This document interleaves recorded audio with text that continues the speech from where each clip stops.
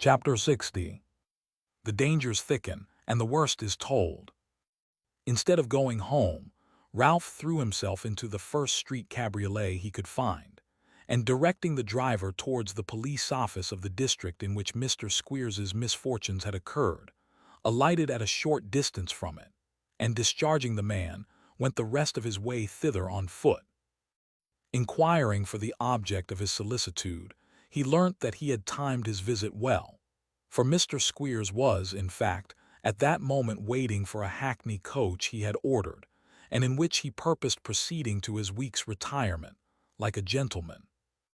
Demanding speech with the prisoner, he was ushered into a kind of waiting room in which, by reason of his scholastic profession and superior respectability, Mr. Squeers had been permitted to pass the day. Here, by the light of a guttering and blackened candle, he could barely discern the schoolmaster, fast asleep on a bench in a remote corner. An empty glass stood on a table before him, which, with his somnolent condition and a very strong smell of brandy and water, forewarned the visitor that Mr. Squeers had been seeking, in creature comforts, a temporary forgetfulness of his unpleasant situation. It was not a very easy matter to rouse him, so lethargic and heavy were his slumbers. Regaining his faculties by slow and faint glimmerings, he at length sat upright, and displaying a very yellow face, a very red nose, and a very bristly beard, the joint effect of which was considerably heightened by a dirty white handkerchief, spotted with blood, drawn over the crown of his head and tied under his chin, stared ruefully at Ralph in silence, until his feelings found a vent in this pithy sentence. "I say, young fellow, you've been and done it now, you have." "What's the matter with your head?" asked Ralph. "Why, your informing kidnapping man has been and broke it," rejoined Squeers sulkily. "That's what's the matter with it. You've come at last, have you?" "Why have you not sent to me?" said Ralph. "How could I come till I knew what had befallen you?" "My family," hiccuped Mr. Squeers, raising his eye to the ceiling. "My daughter, as is at that age when all the sensibilities is a-coming out strong in blow, my son, as is the young Norval of private life, and the pride and ornament of a doting village here's a shock for my family. The coat of arms of the Squeerses is tore, and their son is gone down into the ocean wave."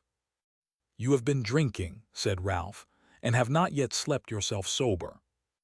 "I haven't been drinking your health, my codger," replied Mr. Squeers, "so you have nothing to do with that." Ralph suppressed the indignation which the schoolmaster's altered and insolent manner awakened, and asked again why he had not sent to him. "What should I get by sending to you?" returned Squeers. "To be known to be in with you wouldn't do me a deal of good, and they won't take bail till they know something more of the case, so here am I hard and fast, and there are you, loose and comfortable." "And so must you be in a few days," retorted Ralph with affected good humor. "They can't hurt you, man." "Why, I suppose they can't do much to me, if I explain how it was that I got into the good company of that there cadaverous old slider," replied Squeers viciously, "who I wish was dead and buried and resurrected and dissected, and hung upon wires in an anatomical museum, before ever I'd had anything to do with her. This is what him with the powdered head says this morning, in so many words: 'Prisoner, as you have been found in company with this woman, as you were detected in possession of this document, as you were engaged with her in fraudulently destroying others, and can give no satisfactory account of yourself, I shall remand you for a week, in order that inquiries may be made and evidence got, and meanwhile I can't take any bail for your appearance.' Well then, what I say now is that I can give a satisfactory account of myself. I can hand in the card of my establishment and say, 'I am the Wackford Squeers as is therein named, sir. I am the man as is guaranteed, by unimpeachable references, to be a out-and-outer in morals and uprightness of principle. Whatever is wrong in this business is no fault of mine. I had no evil design in it, sir. I was not aware that anything was wrong. I was merely employed by a friend, my friend Mr. Ralph Nickleby of Golden Square. Send for him, sir, and ask him what he has to say. He's the man, not me." "What document was it that you had?" asked Ralph, evading for the moment the point just raised. "What document? Why, the document," replied Squeers. "The Madeline what's-her-name one. It was a will, that's what it was." "Of what nature? Whose will? When dated? How benefiting her? To what extent?" asked Ralph hurriedly. "A will in her favor, that's all I know," rejoined Squeers, "and that's more than you'd have known if you'd had them bellows on your head. It's all owing to your precious caution that they got hold of it. If you had let me burn it and taken my word that it was gone, it would have been a heap of ashes behind the fire, instead of being whole and sound, inside of my greatcoat." "Beaten at every point," muttered Ralph. "Ah," sighed Squeers, who, between the brandy and water and his broken head, wandered strangely. "At the delightful village of Dotheboys near Greta Bridge in Yorkshire, youth are boarded, clothed, booked, washed, furnished with pocket money, provided with all necessaries, instructed in all languages living and dead, mathematics, orthography, geometry, astronomy, trigonometry. This is a altered state of trigonomics. This is a double one, all, everything a cobbler's weapon. Up, adjective, not down. Squeers, Squeers, noun substantive, a educator of youth. Total, all up with Squeers." His running on, in this way, had afforded Ralph an opportunity of recovering his presence of mind, which at once suggested to him the necessity of removing, as far as possible, the schoolmaster's misgivings, and leading him to believe that his safety and best policy lay in the preservation of a rigid silence. "I tell you once again," he said, "they can't hurt you. You shall have an action for false imprisonment and make a profit of this yet. We will devise a story for you that should carry you through 20 times such a trivial scrape as this. And if they want security in £1,000 for your reappearance in case you should be called upon, you shall have it. All you have to do is to keep back the truth. You're a little fuddled tonight, and may not be able to see this as clearly as you would at another time. But this is what you must do, and you'll need all your senses about you, for a slip might be awkward." "Oh," said Squeers, who had looked cunningly at him with his head stuck on one side like an old raven. "That's what I'm to do, is it? Now then, just you hear a word or two from me. I ain't going to have any stories made for me, and I ain't going to stick to any. If I find matters going again me, I shall expect you to take your share, and I'll take care you do. You never said anything about danger. I never bargained for being brought into such a plight as this, and I don't mean to take it as quiet as you think. I let you lead me on from one thing to another because we had been mixed up together in a certain sort of a way, and if you had liked to be ill-natured, you might perhaps have hurt the business, and if you liked to be good-natured, you might throw a good deal in my way. Well, if all goes right now, that's quite correct, and I don't mind it. But if anything goes wrong, then times are altered, and I shall just say and do whatever I think may serve me most, and take advice from nobody. My moral influence with them lads," added Mr. Squeers with deeper gravity, "is a tottering to its basis. The images of Mrs. Squeers, my daughter, and my son Wackford, all short of victuals, is perpetually before me. Every other consideration melts away and vanishes in front of these. The only number in all arithmetic that I know of as a husband and a father is number 1, under this here most fatal go." How long Mr. Squeers might have declaimed, or how stormy a discussion his declamation might have led to, nobody knows. Being interrupted at this point by the arrival of the coach and an attendant who was to bear him company, he perched his hat with great dignity on the top of the handkerchief that bound his head, and thrusting one hand in his pocket, and taking the attendant's arm with the other, suffered himself to be led forth. "As I supposed from his not sending," thought Ralph. "This fellow, I plainly see through all his tipsy fooling, has made up his mind to turn upon me. I am so beset and hemmed in that they are not only all struck with fear, but, like the beasts in the fable, have their fling at me now, though time was, and no longer ago than yesterday too, when they were all civility and compliance. But they shall not move me. I'll not give way. I will not budge 1 inch." He went home, and was glad to find his housekeeper complaining of illness, that he might have an excuse for being alone and sending her away to where she lived, which was hard by. Then he sat down by the light of a single candle and began to think, for the first time, on all that had taken place that day. He had neither eaten nor drunk since last night, and in addition to the anxiety of mind he had undergone, had been traveling about from place to place almost incessantly, for many hours.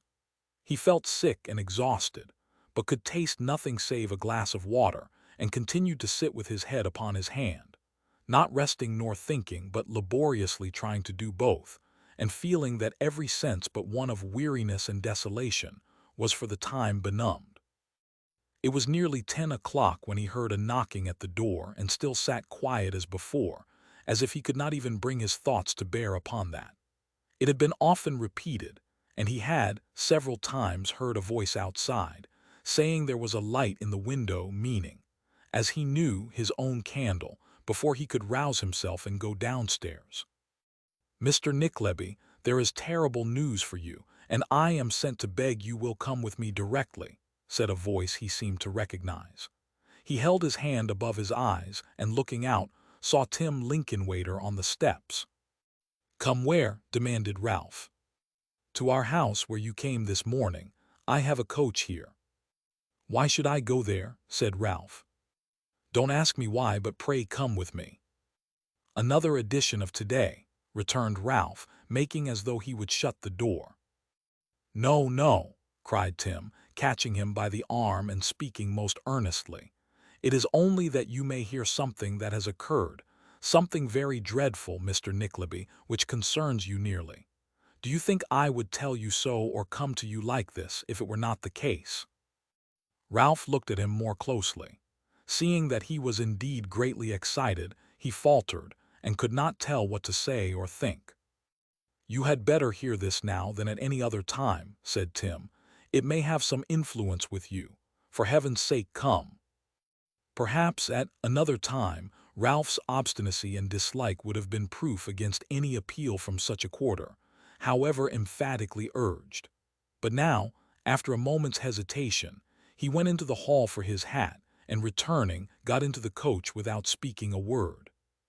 Tim well remembered afterwards, and often said, that as Ralph Nickleby went into the house for this purpose, he saw him, by the light of the candle which he had set down upon a chair, reel and stagger like a drunken man. He well remembered, too, that when he had placed his foot upon the coach steps, he turned round and looked upon him with a face so ashy pale and so very wild and vacant that it made him shudder, and for the moment almost afraid to follow. People were fond of saying that he had some dark presentiment upon him then, but his emotion might, perhaps, with greater show of reason, be referred to what he had undergone that day. A profound silence was observed during the ride. Arrived at their place of destination, Ralph followed his conductor into the house and into a room where the two brothers were. He was so astounded, not to say awed, by something of a mute compassion for himself which was visible in their manner and in that of the old clerk, that he could scarcely speak. Having taken a seat, however, he contrived to say, though in broken words, "What would have you to say to me more than has been said already?" The room was old and large, very imperfectly lighted, and terminated in a bay window, about which hung some heavy drapery. Casting his eyes in this direction as he spoke, he thought he made out the dusky figure of a man. He was confirmed in this impression by seeing that the object moved, as if uneasy under his scrutiny. "Who's that yonder?" he said. "One who has conveyed to us within these 2 hours the intelligence which caused our sending to you," replied Brother Charles. "Let him be, sir, let him be for the present." "More riddles," said Ralph faintly. "Well, sir." In turning his face towards the brothers he was obliged to avert it from the window, but before either of them could speak, he had looked round again. It was evident that he was rendered restless and uncomfortable by the presence of the unseen person, for he repeated this action several times, and at length, as if in a nervous state which rendered him positively unable to turn away from the place, sat so as to have it opposite him, muttering as an excuse that he could not bear the light. The brothers conferred apart for a short time, their manner showing that they were agitated. Ralph glanced at them twice or thrice and ultimately said, with a great effort to recover his self-possession, "Now, what is this? If I am brought from home at this time of night, let it be for something. What have you got to tell me?" After a short pause, he added, "Is my niece dead?" He had struck upon a key which rendered the task of commencement an easier one. Brother Charles turned and said that it was a death of which they had to tell him, but that his niece was well. "You don't mean to tell me," said Ralph as his eyes brightened, "that her brother's dead? No, that's too good. I'd not believe it if you told me so. It would be too welcome news to be true." "Shame on you, you hardened and unnatural man," cried the other brother warmly. "Prepare yourself for intelligence which, if you have any human feeling in your breast, will make even you shrink and tremble. What if we tell you that a poor unfortunate boy, a child in everything but never having known one of those tender endearments, or one of those lightsome hours which make our childhood a time to be remembered like a happy dream through all our after life, a warm-hearted, harmless, affectionate creature, who never offended you, or did you wrong, but on whom you have vented the malice and hatred you have conceived for your nephew, and whom you have made an instrument for wreaking your bad passions upon him? What if we tell you that, sinking under your persecution, sir, and the misery and ill usage of a life short in years but long in suffering, this poor creature has gone to tell his sad tale where, for your part in it, you must surely answer?" "If you tell me," said Ralph, "if you tell me that he is dead, I forgive you all else. If you tell me that he is dead, I am in your debt and bound to you for life. He is, I see it in your faces. Who triumphs now is this your dreadful news, this your terrible intelligence? You see how it moves me. You did well to send. I would have traveled 100 miles afoot through mud, mire, and darkness to hear this news just at this time." Even then, moved as he was by this savage joy, Ralph could see in the faces of the two brothers, mingling with their look of disgust and horror, something of that indefinable compassion for himself which he had noticed before. "And he brought you the intelligence, did he?" said Ralph, pointing with his finger towards the recess already mentioned, "and sat there, no doubt, to see me prostrated and overwhelmed by it. Ha, ha, ha! But I tell him that I'll be a sharp thorn in his side for many a long day to come, and I tell you, too, again, that you don't know him yet, and that you'll rue the day you took compassion on the vagabond." "You take me for your nephew," said a hollow voice. "It would be better for you, and for me too, if I were he indeed." The figure that he had seen so dimly rose and came slowly down. He started back, for he found that he confronted not Nicholas, as he had supposed, but Brooker. Ralph had no reason that he knew to fear this man. He had never feared him before, but the pallor which had been observed in his face when he issued forth that night came upon him again.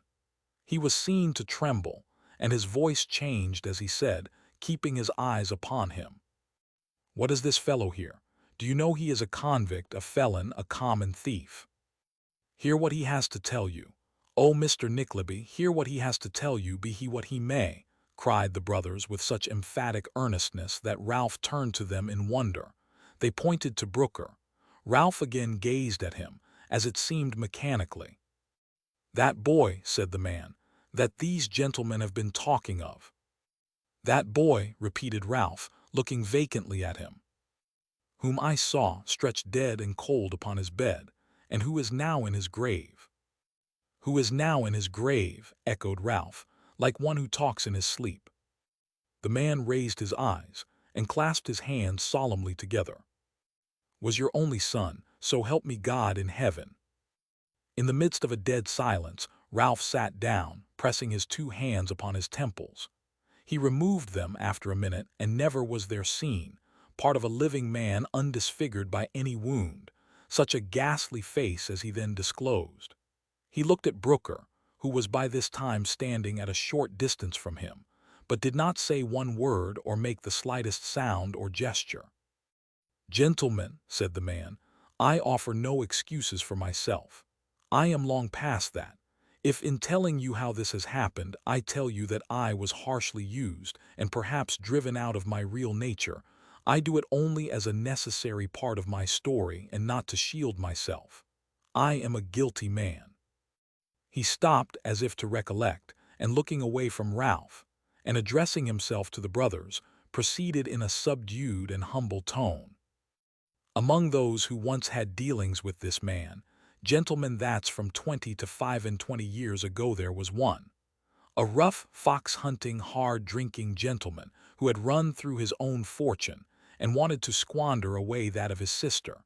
They were both orphans, and she lived with him and managed his house. I don't know whether it was, originally, to back his influence and try to overpersuade the young woman or not, but he," pointing to Ralph, "used to go down to the house in Leicestershire pretty often, and stop there many days at a time. They had had a great many dealings together, and he may have gone on some of those, or to patch up his client's affairs, which were in a ruinous state. Of course he went for profit. The gentlewoman was not a girl, but she was, I have heard say, handsome, and entitled to a pretty large property. In course of time he married her.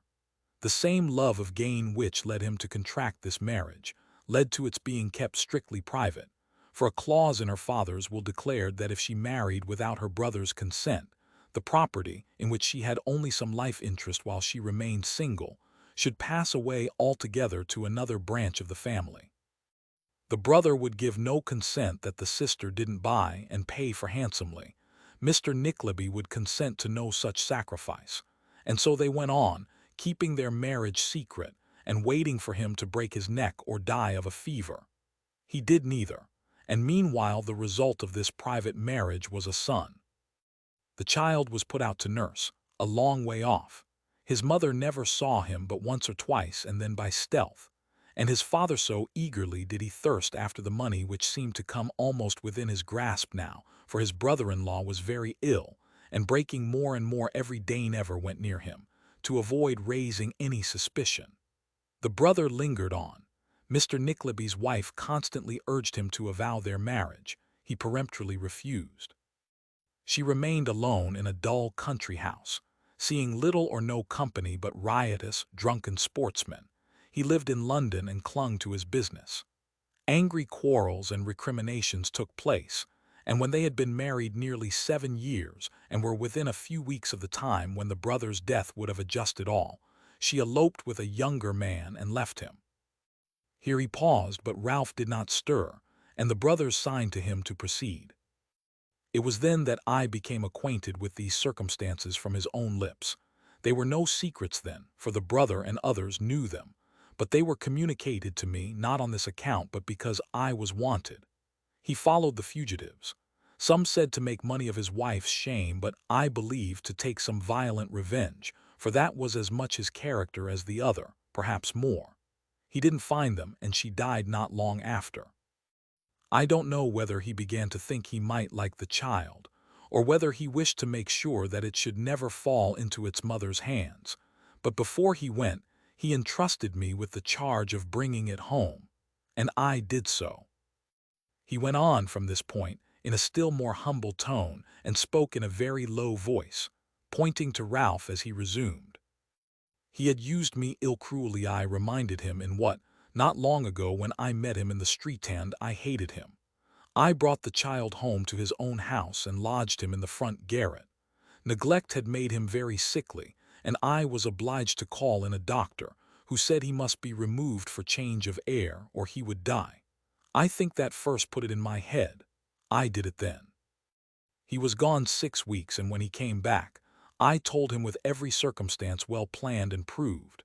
Nobody could have suspected me that the child was dead and buried. He might have been disappointed in some intention he had formed, or he might have had some natural affection, but he was grieved at that, and I was confirmed in my design of opening up the secret one day, and making it a means of getting money from him. I had heard, like most other men, of Yorkshire schools. I took the child to one kept by a man named Squeers and left it there. I gave him the name of Smike. Year by year, I paid £20 a year for him for 6 years, never breathing the secret all the time, for I had left his father's service after more hard usage and quarreled with him again. I was sent away from this country. I have been away nearly 8 years.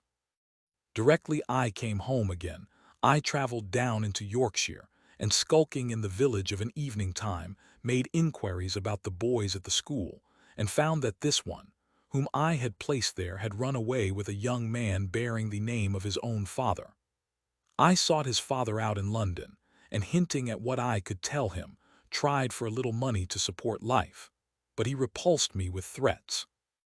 I then found out his clerk, and going on from little to little, and showing him that there were good reasons for communicating with me, learnt what was going on, and it was I who told him that the boy was no son of the man who claimed to be his father. All this time I had never seen the boy. At length, I heard from this same source that he was very ill and where he was. I travelled down there, that I might recall myself, if possible, to his recollection and confirm my story. I came upon him unexpectedly, but before I could speak, he knew me. He had good cause to remember me, poor lad, and I would have sworn to him if I had met him in the Indies. I knew the piteous face I had seen in the little child. After a few days' indecision, I applied to the young gentleman in whose care he was, and I found that he was dead. He knows how quickly he recognized me again, how often he had described me and my leaving him at the school, and how he told him of a garret he recollected, which is the one I have spoken of, and in his father's house to this day. This is my story. I demand to be brought face to face with the schoolmaster and put to any possible proof of any part of it, and I will show that it's too true, and that I have this guilt upon my soul. Unhappy man, said the brothers, what reparation can you make for this? None, gentlemen, none. I have none to make and nothing to hope now. I am old in years, and older still in misery and care. This confession can bring nothing upon me but new suffering and punishment, but I make it, and will abide by it whatever comes. I have been made the instrument of working out this dreadful retribution upon the head of a man who, in the hot pursuit of his bad ends, has persecuted and hunted down his own child to death. It must descend upon me too. I know it must fall. My reparation comes too late, and neither in this world nor in the next can I have hope again. He had hardly spoken when the lamp which stood upon the table close to where Ralph was seated, and which was the only one in the room, was thrown to the ground and left them in darkness. There was some trifling confusion in obtaining another light. The interval was a mere nothing, but when the light appeared, Ralph Nickleby was gone. The good brothers and Tim Lincolnwater occupied some time in discussing the probability of his return, and when it became apparent that he would not come back, they hesitated whether or no to send after him. At length, remembering how strangely and silently he had sat in one immovable position during the interview, and thinking he might possibly be ill, they determined, although it was now very late, to send to his house on some pretense. Finding an excuse in the presence of Brooker, whom they knew not how to dispose of without consulting his wishes, they concluded to act upon this resolution before going to bed. Chapter 61. Wherein Nicholas and his sister forfeit the good opinion of all worldly and prudent people. On the next morning after Brooker's disclosure had been made, Nicholas returned home. The meeting between him and those whom he had left there was not without strong emotion on both sides, for they had been informed by his letters of what had occurred, and besides that his griefs were theirs, they mourned with him the death of one whose forlorn and helpless state had first established a claim upon their compassion, and whose truth of heart and grateful earnest nature had, every day, endeared him to them more and more. I am sure, said Mrs. Nickleby, wiping her eyes and sobbing bitterly, I have lost the best, the most zealous and most attentive creature that has ever been a companion to me in my life, putting you, my dear Nicholas and Kate and your poor papa, and that well-behaved nurse who ran away with the linen and the 12 small forks, out of the question, of course. Of all the tractable, equal-tempered, attached, and faithful beings that ever lived, I believe he was the most so. To look round upon the garden now, that he took so much pride in, or to go into his room and see it filled with so many of those little contrivances for our comfort that he was so fond of making, and made so well, and so little thought he would leave unfinished, I can't bear it, I cannot really. Ah, this is a great trial to me. a great trial. It will be comfort to you, my dear Nicholas, to the end of your life, to recollect how kind and good you always were to him. So it will be to me, to think what excellent terms we were always upon, and how fond he always was of me, poor fellow. It was very natural you should have been attached to him, my dear Varian, of course you were, and are very much cut up by this. I am sure it's only necessary to look at you and see how changed you are, to see that. But nobody knows what my feelings are, nobody can, it's quite impossible. While Mrs. Nickleby, with the utmost sincerity, gave vent to her sorrows after her own peculiar fashion of considering herself foremost, she was not the only one who indulged such feelings. Kate, although well accustomed to forget herself when others were to be considered, could not repress her grief. Madeline was scarcely less moved than she.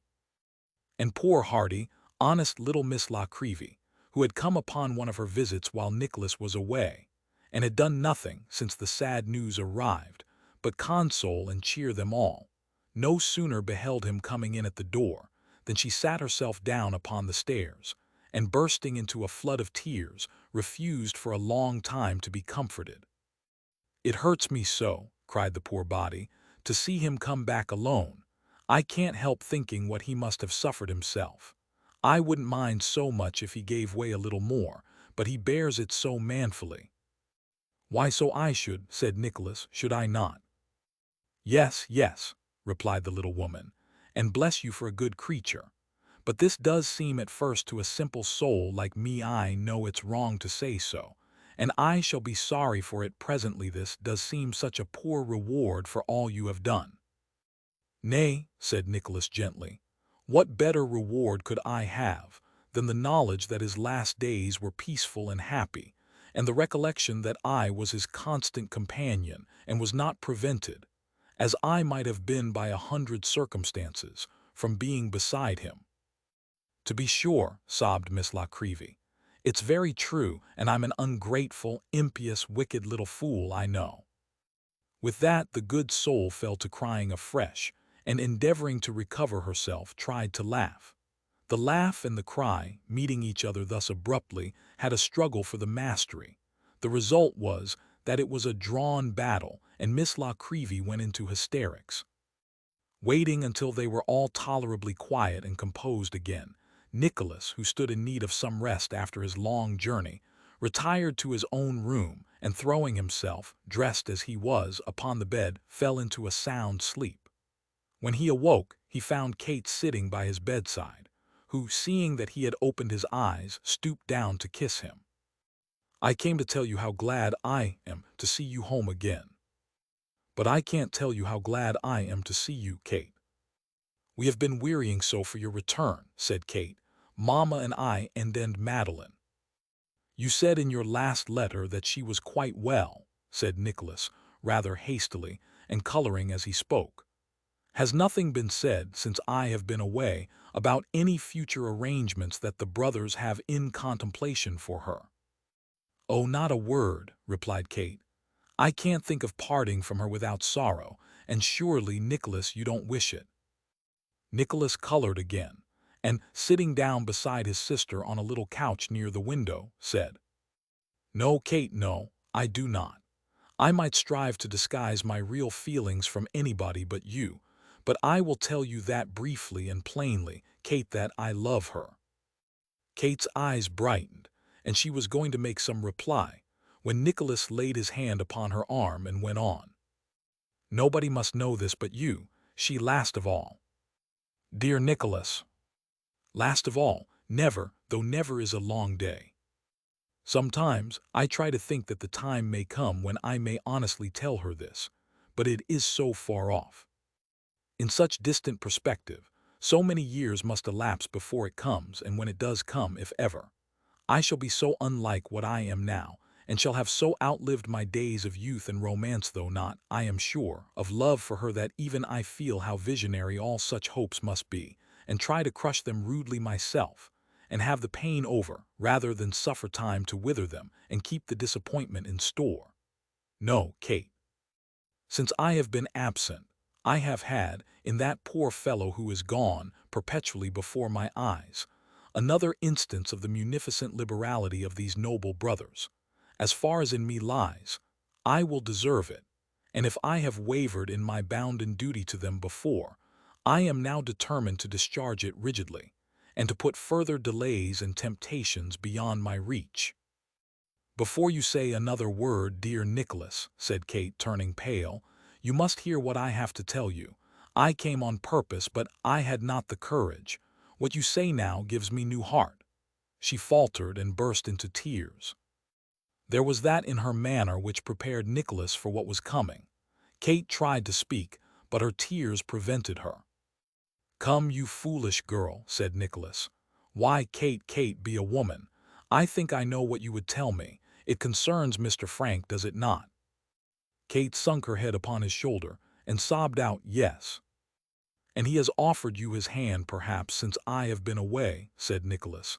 "Is that it?" "Yes." "Well, well, it is not so difficult, you see, to tell me after all. He offered you his hand." "Which I refused," said Kate. "Yes, and why?" "I told him," she said, in a trembling voice, "all that I have since found you told Mamma, and while I could not conceal from him, and cannot from you, that it was a pang and a great trial, I did so firmly, and begged him not to see me any more." "That's my own brave Kate," said Nicholas, pressing her to his breast. "I knew you would." "He tried to alter my resolution," said Kate, "and declared that, be my decision what it might, he would not only inform his uncles of the step he had taken, but would communicate it to you also, directly you returned. I am afraid," she added, her momentary composure forsaking her, "I am afraid I may not have said strongly enough how deeply I felt such disinterested love, and how earnestly I prayed for his future happiness. If you do talk together, I should like him to know that." "And did you suppose, Kate, when you had made this sacrifice to what you knew was right and honorable, that I should shrink from mine?" said Nicholas tenderly. "Oh no, not if your position had been the same, but—" "But it is the same," interrupted Nicholas.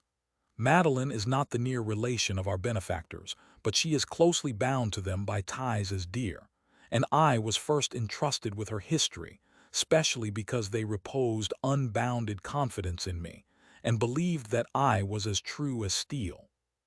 How base would it be of me to take advantage of the circumstances which placed her here, or of the slight service I was happily able to render her, and to seek to engage her affections when the result must be, if I succeeded, that the brothers would be disappointed in their darling wish of establishing her as their own child, and that I must seem to hope to build my fortunes on their compassion for the young creature whom I had so meanly and unworthily entrapped, turning her very gratitude and warmth of heart to my own purpose and account, and trading in her misfortunes. I, too, whose duty and pride and pleasure, Kate, it is to have other claims upon me which I will never forget, and who have the means of a comfortable and happy life already, and have no right to look beyond it. I have determined to remove this weight from my mind. I doubt whether I have not done wrong, even now, and today I will, without reserve or equivocation, disclose my real reasons to Mr. Cheeryble, and implore him to take immediate measures for removing this young lady to the shelter of some other roof. Today, so very soon. I have thought of this for weeks, and why should I postpone it? If the scene through which I have just passed has taught me to reflect, and has awakened me to a more anxious and careful sense of duty, why should I wait until the impression has cooled? You would not dissuade me, Kate, now would you? "You may grow rich, you know," said Kate. "I may grow rich," repeated Nicholas with a mournful smile, "aye, and I may grow old. But rich or poor, or old or young, we shall ever be the same to each other, and in that our comfort lies. What if we have but one home? It can never be a solitary one to you and me. What if we were to remain so true to these first impressions as to form no others? It is but one more link to the strong chain that binds us together. It seems but yesterday that we were playfellows, Kate, and it will seem but tomorrow when we are staid old people, looking back to these cares as we look back now to those of our childish days. and recollecting with a melancholy pleasure that the time was when they could move us. Perhaps then, when we are quaint old folks and talk of the times when our step was lighter and our hair not gray, we may be even thankful for the trials that so endeared us to each other, and turned our lives into that current, down which we shall have glided so peacefully and calmly. And having caught some inkling of our story, the young people about us as young as you and I are now, Kate may come to us for sympathy, and pour distresses which hope and inexperience could scarcely feel enough for, into the compassionate ears of the old bachelor brother and his maiden sister. Kate smiled through her tears as Nicholas drew this picture, but they were not tears of sorrow, although they continued to fall when he had ceased to speak. "Am I not right, Kate?" he said after a short silence. Quite, dear brother, and I cannot tell you how happy I am that I have acted as you would have had me. You don't regret?" No," said Kate timidly, tracing some pattern upon the ground with her little foot. "I don't regret having done what was honorable and right, of course, but I do regret that this should have ever happened. At least sometimes I regret it, and sometimes I don't know what I say. I am but a weak girl, Nicholas, and it has agitated me very much." It is no vaunt to affirm that if Nicholas had had £10,000 at the minute, he would, in his generous affection for the owner of the blushing cheek and downcast eye, have bestowed its utmost farthing, in perfect forgetfulness of himself, to secure her happiness. But all he could do was to comfort and console her by kind words, and words they were of such love and kindness and cheerful encouragement that poor Kate threw her arms about his neck and declared she would weep no more. What man, thought Nicholas proudly, while on his way soon afterwards to the brother's house, would not be sufficiently rewarded for any sacrifice of fortune by the possession of such a heart as Kate's, which, but that heart's way light and gold and silver heavy, is beyond all praise. Frank has money and wants no more. Where would it buy him such a treasure as Kate? And yet, in unequal marriages, the rich party is always supposed to make a great sacrifice, and the other to get a good bargain. But I am thinking like a lover or like an ass, which I suppose is pretty nearly the same. Checking thoughts so little adapted to the business on which he was bound, by such self-reproofs as this, and many others no less sturdy, he proceeded on his way and presented himself before Tim Lincolnwater. "Ah, Mr. Nickleby," cried Tim, "God bless you, how d'ye do? Well, say you're quite well and never better, do now." "Quite," said Nicholas, shaking him by both hands. "Ah," said Tim, "you look tired though now I come to look at you. Hark, there he is, d'ye hear him? That was Dick the blackbird. He hasn't been himself since you've been gone. He'd never get on without you now. He takes as naturally to you as he does to me." "Dick is a far less sagacious fellow than I supposed him, if he thinks I am half so well worthy of his notice as you," replied Nicholas. "Why, I'll tell you what, sir," said Tim, standing in his favorite attitude and pointing to the cage with the feather of his pen. "It's a very extraordinary thing about that bird, that the only people he ever takes the smallest notice of are Mr. Charles and Mr. Ned, and you and me." Here Tim stopped and glanced anxiously at Nicholas, then unexpectedly catching his eye repeated, "And you and me, sir, and you and me." And then he glanced at Nicholas again, and squeezing his hand, said, "I am a bad one at putting off anything I am interested in.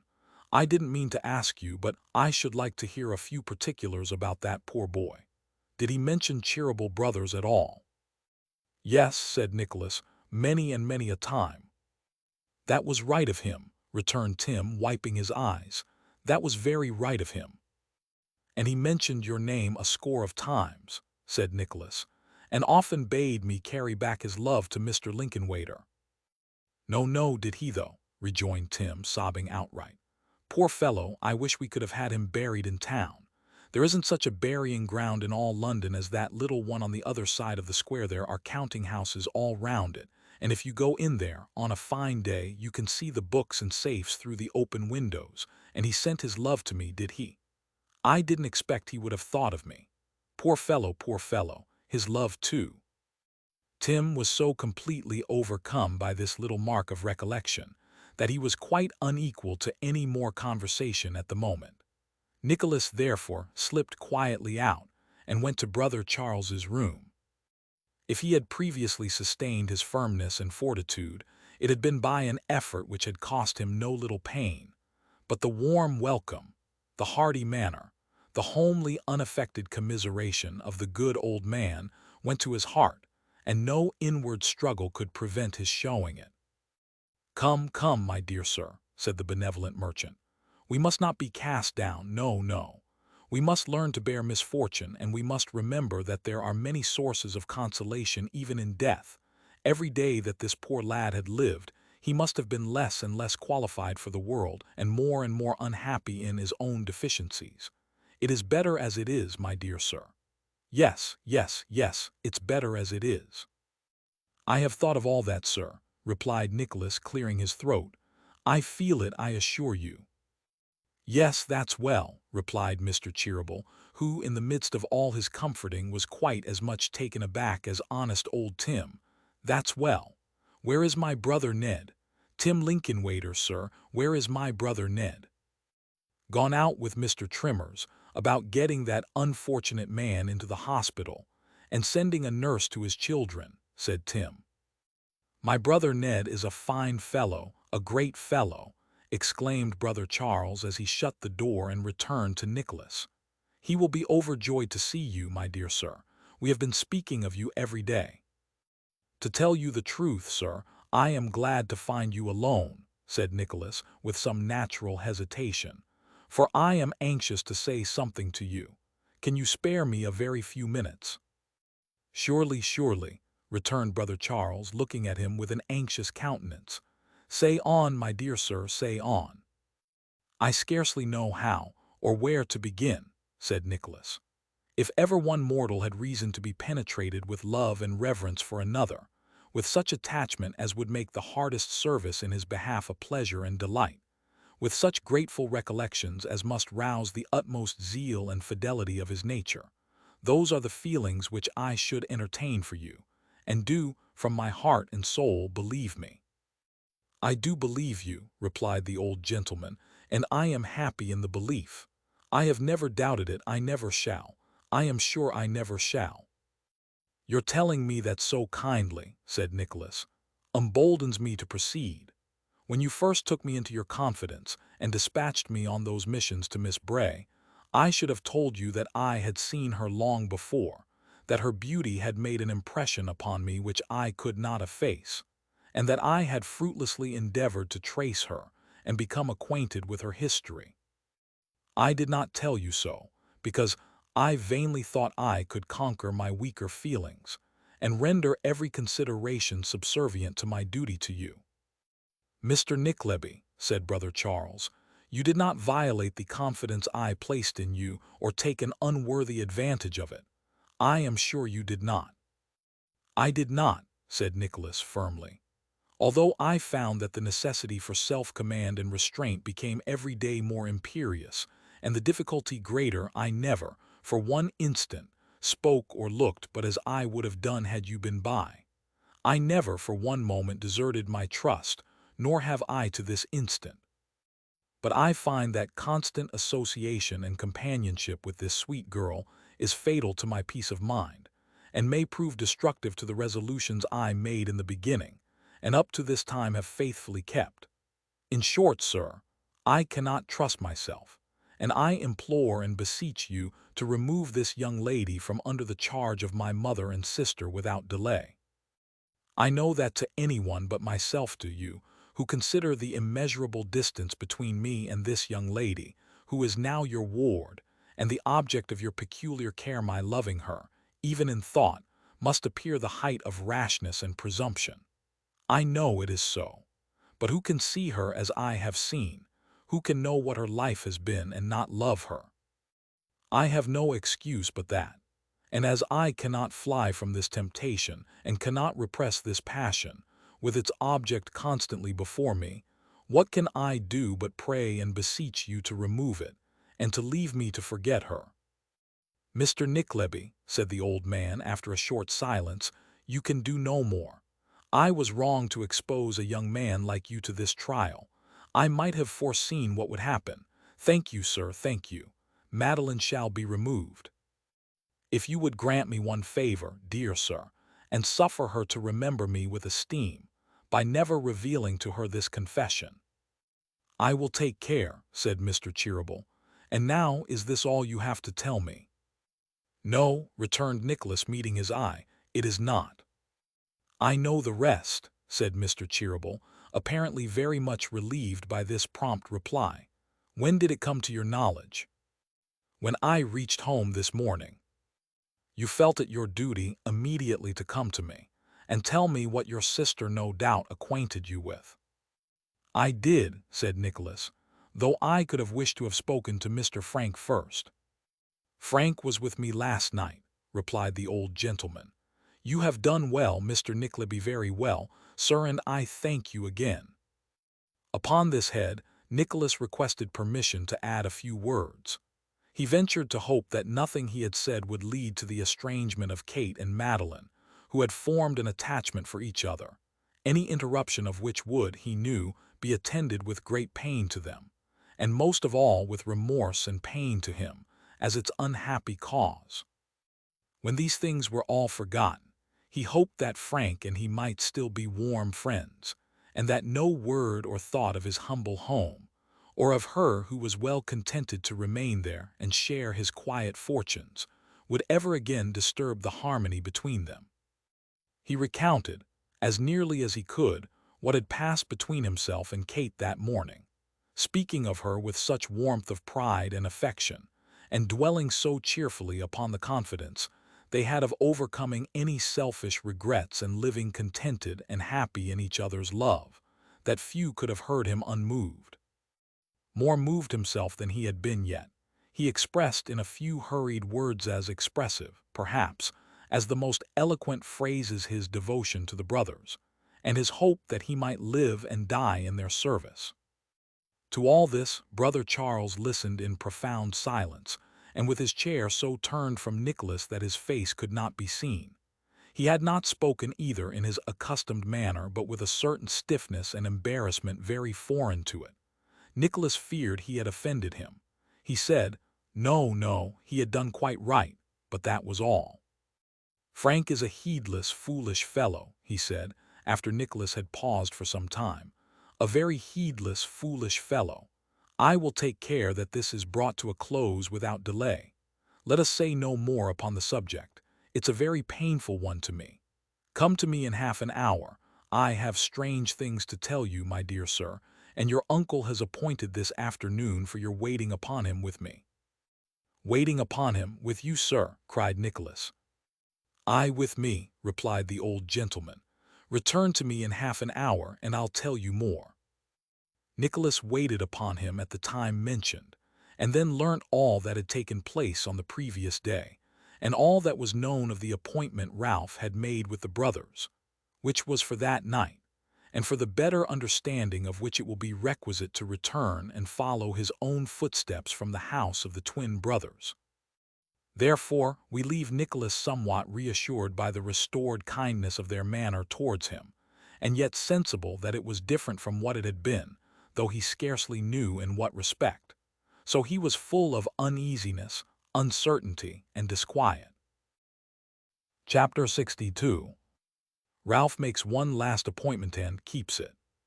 Creeping from the house and slinking off like a thief, groping with his hands, when first he got into the street, as if he were a blind man, and looking often over his shoulder while he hurried away, as though he were followed in imagination or reality by someone anxious to question or detain him.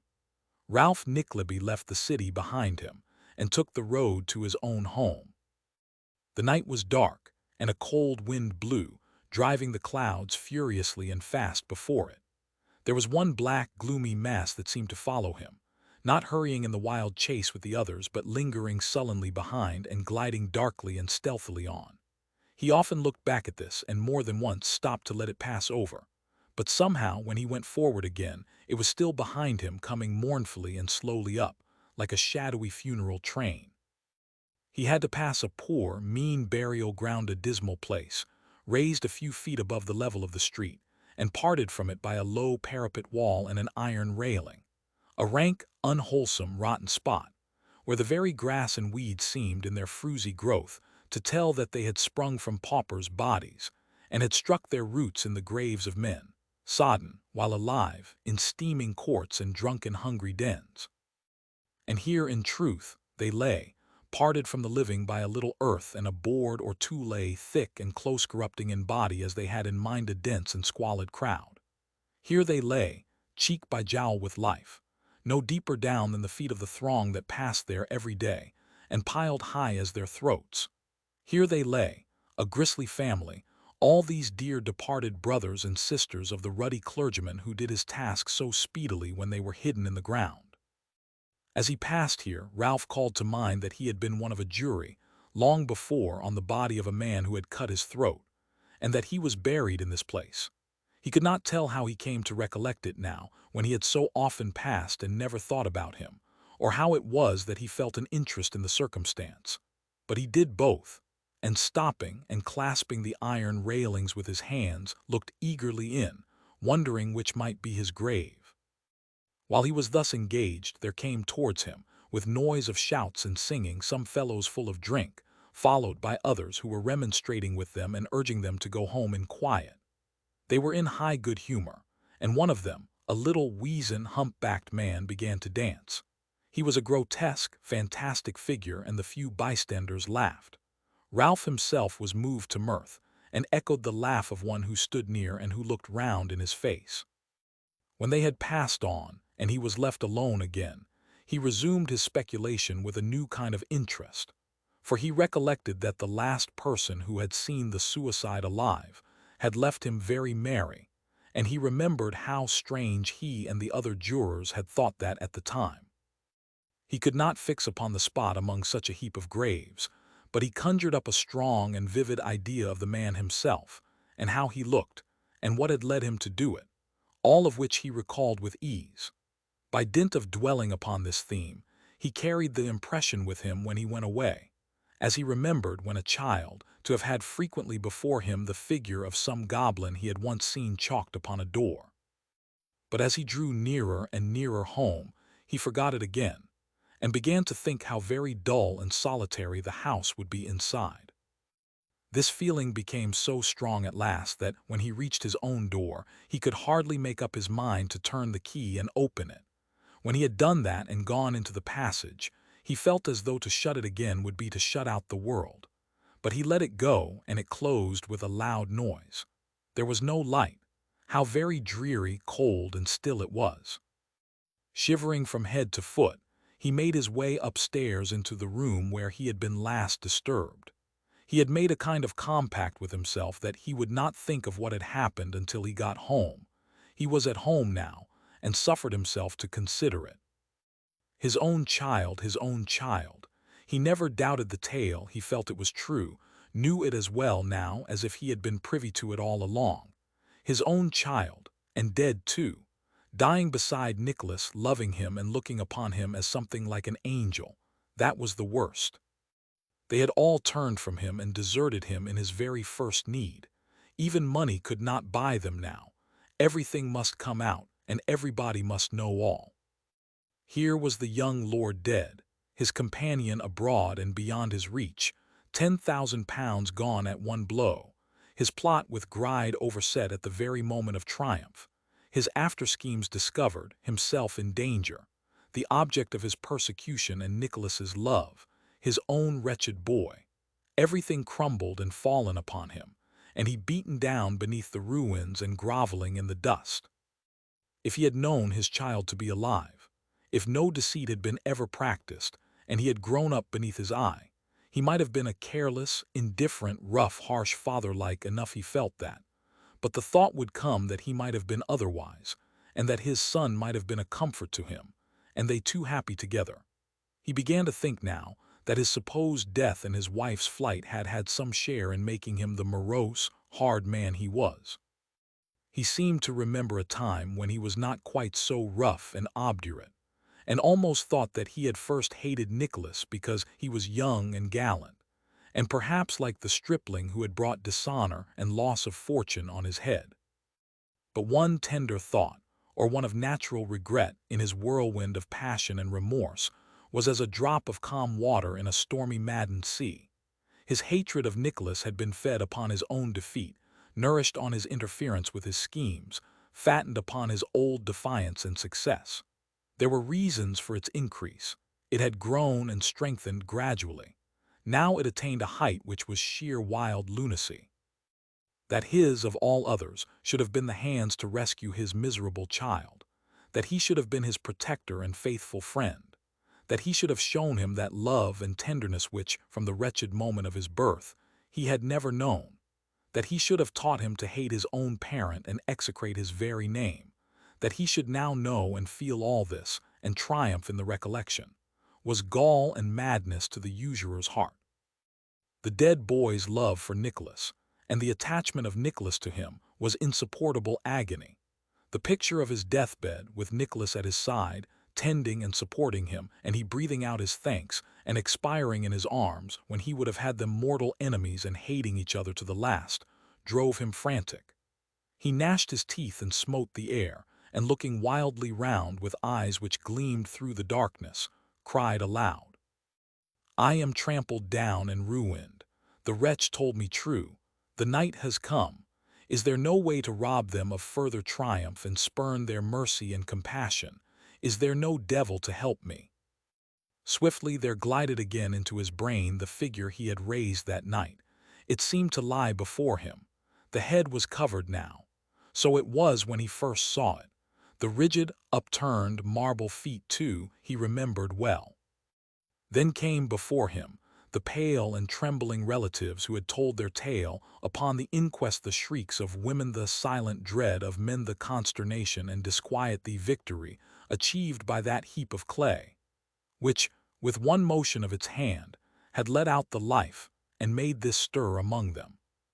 He spoke no more, but after a pause softly groped his way out of the room, and up the echoing stairs up to the top to the front garret, where he closed the door behind him and remained. It was a mere lumber room now, but it yet contained an old dismantled bedstead, the one on which his son had slept, for no other had ever been there. He avoided it hastily and sat down as far from it as he could. The weakened glare of the lights in the street below, shining through the window which had no blind or curtain to intercept it, was enough to show the character of the room, though not sufficient fully to reveal the various articles of lumber, old corded trunks and broken furniture, which were scattered about. It had a shelving roof, high in one part, and at another descending almost to the floor. It was towards the highest part that Ralph directed his eyes, and upon it he kept them fixed steadily for some minutes, when he rose, and dragging thither an old chest upon which he had been seated, mounted on it, and felt along the wall above his head with both hands.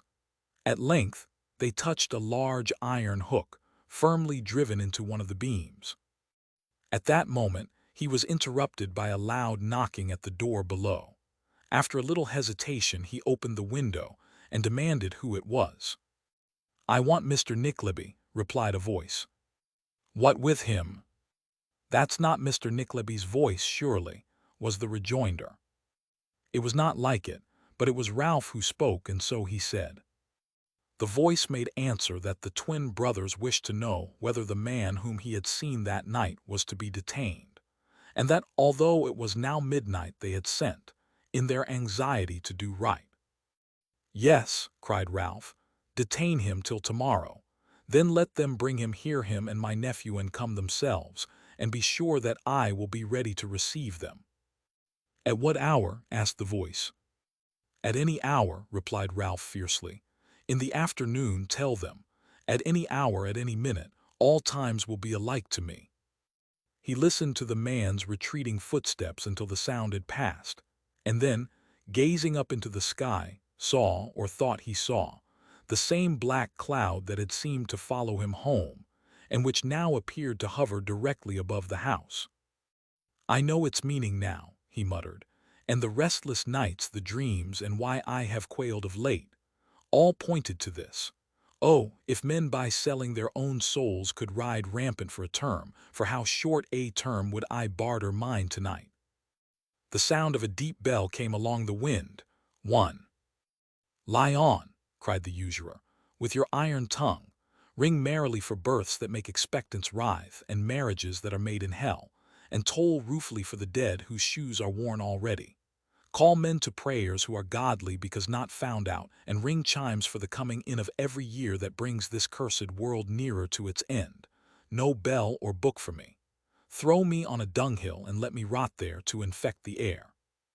With a wild look around, in which frenzy, hatred, and despair were horribly mingled, he shook his clenched hand at the sky above him, which was still dark and threatening, and closed the window. The rain and hail pattered against the glass, the chimneys quaked and rocked, the crazy casement rattled with the wind, as though an impatient hand inside were striving to burst it open. But no hand was there, and it opened no more. "How's this?" cried one. "The gentlemen say they can't make anybody here, and have been trying these 2 hours." "And yet he came home last night," said another, "for he spoke to somebody out of that window upstairs." They were a little knot of men, and, the window being mentioned, went out into the road to look up at it. This occasioned their observing that the house was still close shut, as the housekeeper had said she had left it on the previous night, and led to a great many suggestions, which terminated in 2 or 3 of the boldest getting round to the back, and so entering by a window, while the others remained outside, in impatient expectation. They looked into all the rooms below, opening the shutters as they went to admit the fading light, and still finding nobody and everything quiet and in its place, doubted whether they should go farther. One man, however, remarking that they had not yet been into the garret, and that it was there he had been last seen, they agreed to look there too, and went up softly, for the mystery and silence made them timid. After they had stood for an instant on the landing eyeing each other, he who had proposed their carrying the search so far turned the handle of the door, and pushing it open, looked through the chink and fell back directly.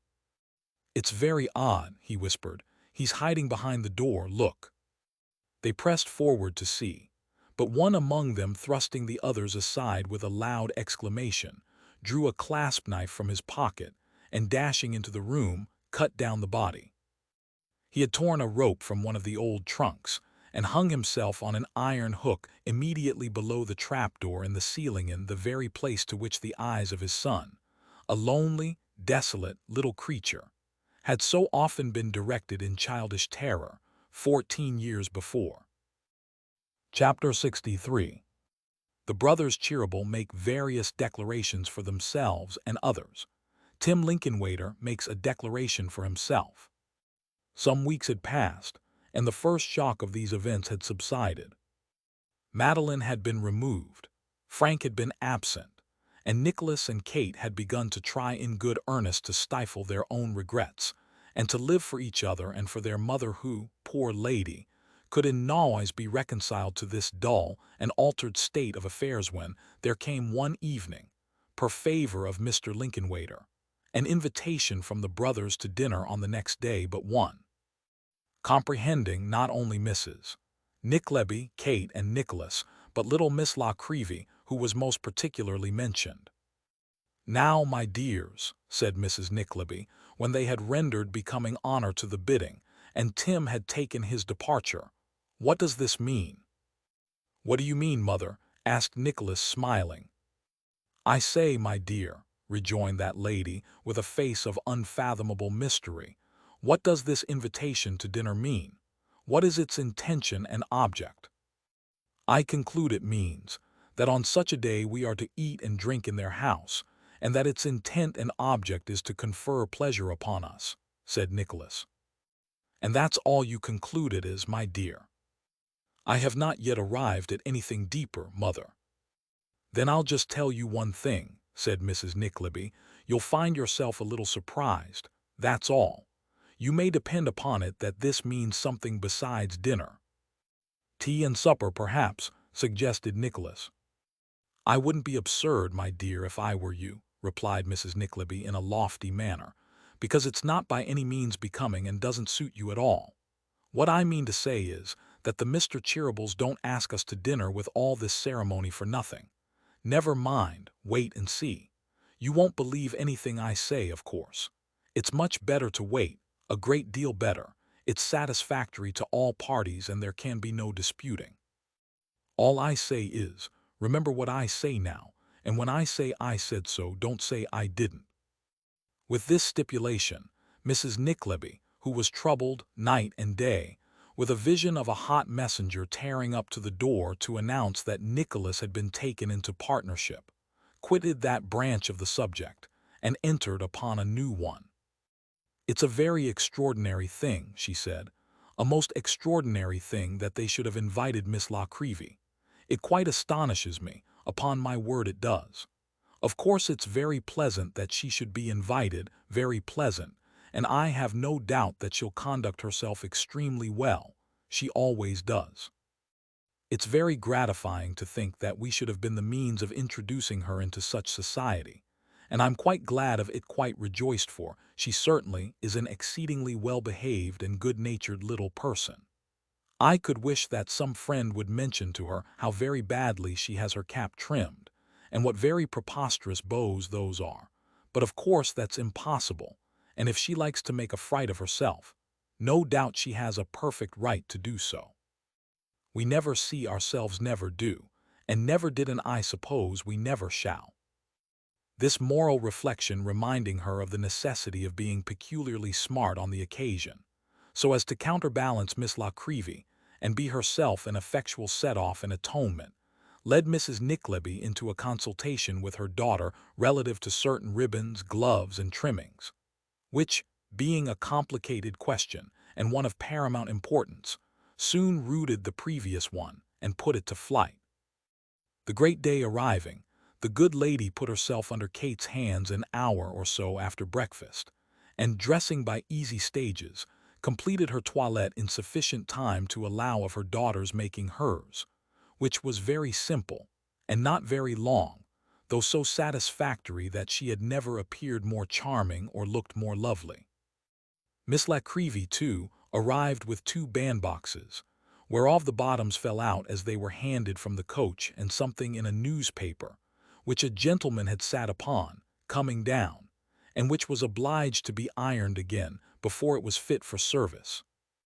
At last everybody was dressed, including Nicholas, who had come home to fetch them, and they went away in a coach sent by the brothers for the purpose, Mrs. Nickleby wondering very much what they would have for dinner, and cross-examining Nicholas as to the extent of his discoveries in the morning, whether he had smelt anything cooking at all like turtle, and if not, what he had smelt, and diversifying the conversation with reminiscences of dinners to which she had gone some 20 years ago, concerning which she particularized not only the dishes but the guests, in whom her hearers did not feel a very absorbing interest, as not one of them had ever chanced to hear their names before.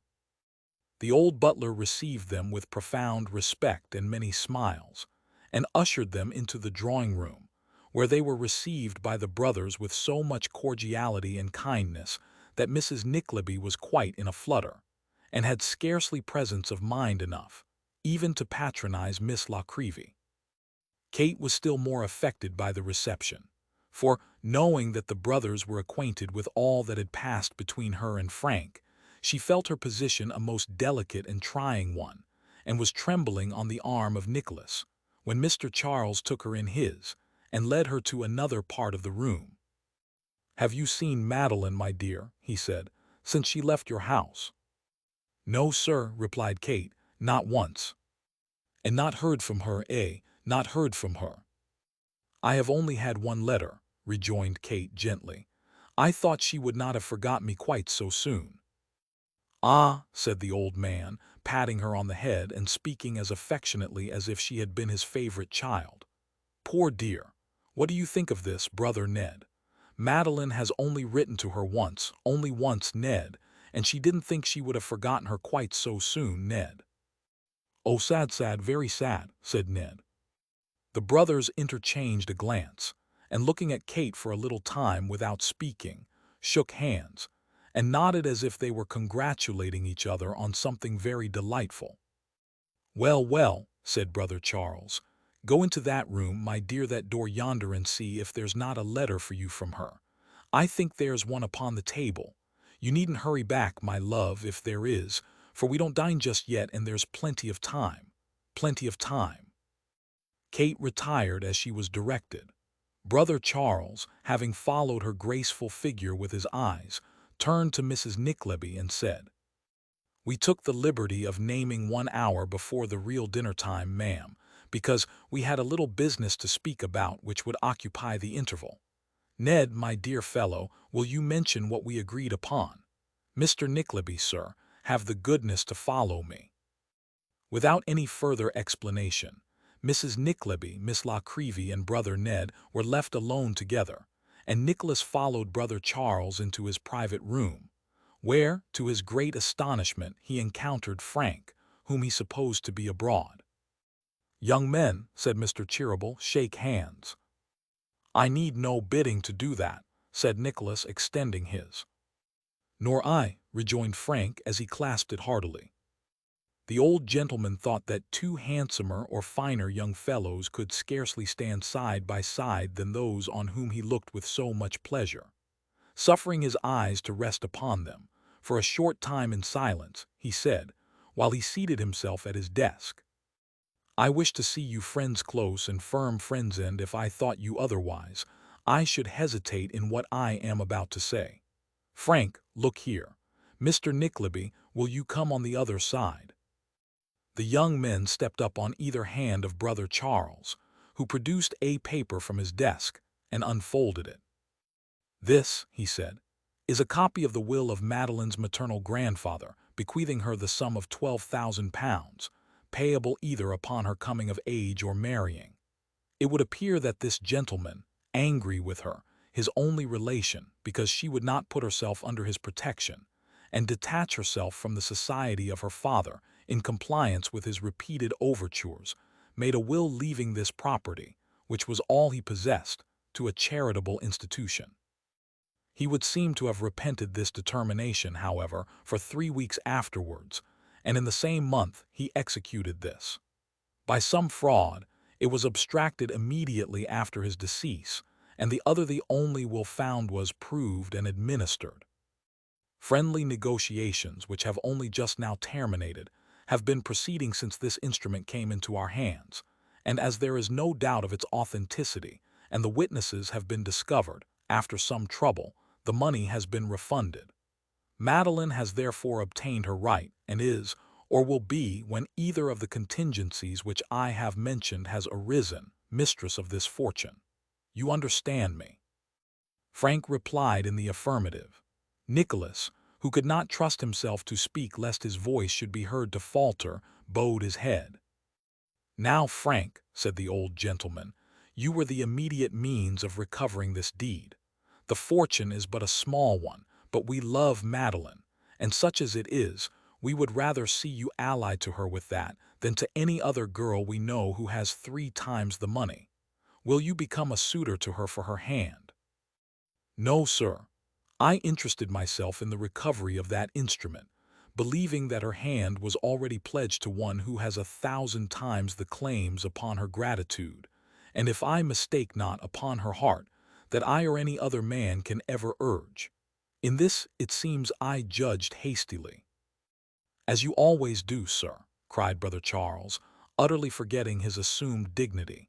"As you always do. How dare you think, Frank, that we would have you marry for money, when youth, beauty, and every amiable virtue and excellence were to be had for love? How dared you, Frank, go and make love to Mr. Nickleby's sister without telling us first what you meant to do and letting us speak for you?" "I hardly dared to hope." "You hardly dared to hope. Then so much the greater reason for having our assistance. Mr. Nickleby, sir, Frank, although he judged hastily, judged for once correctly. Madeline's heart is occupied.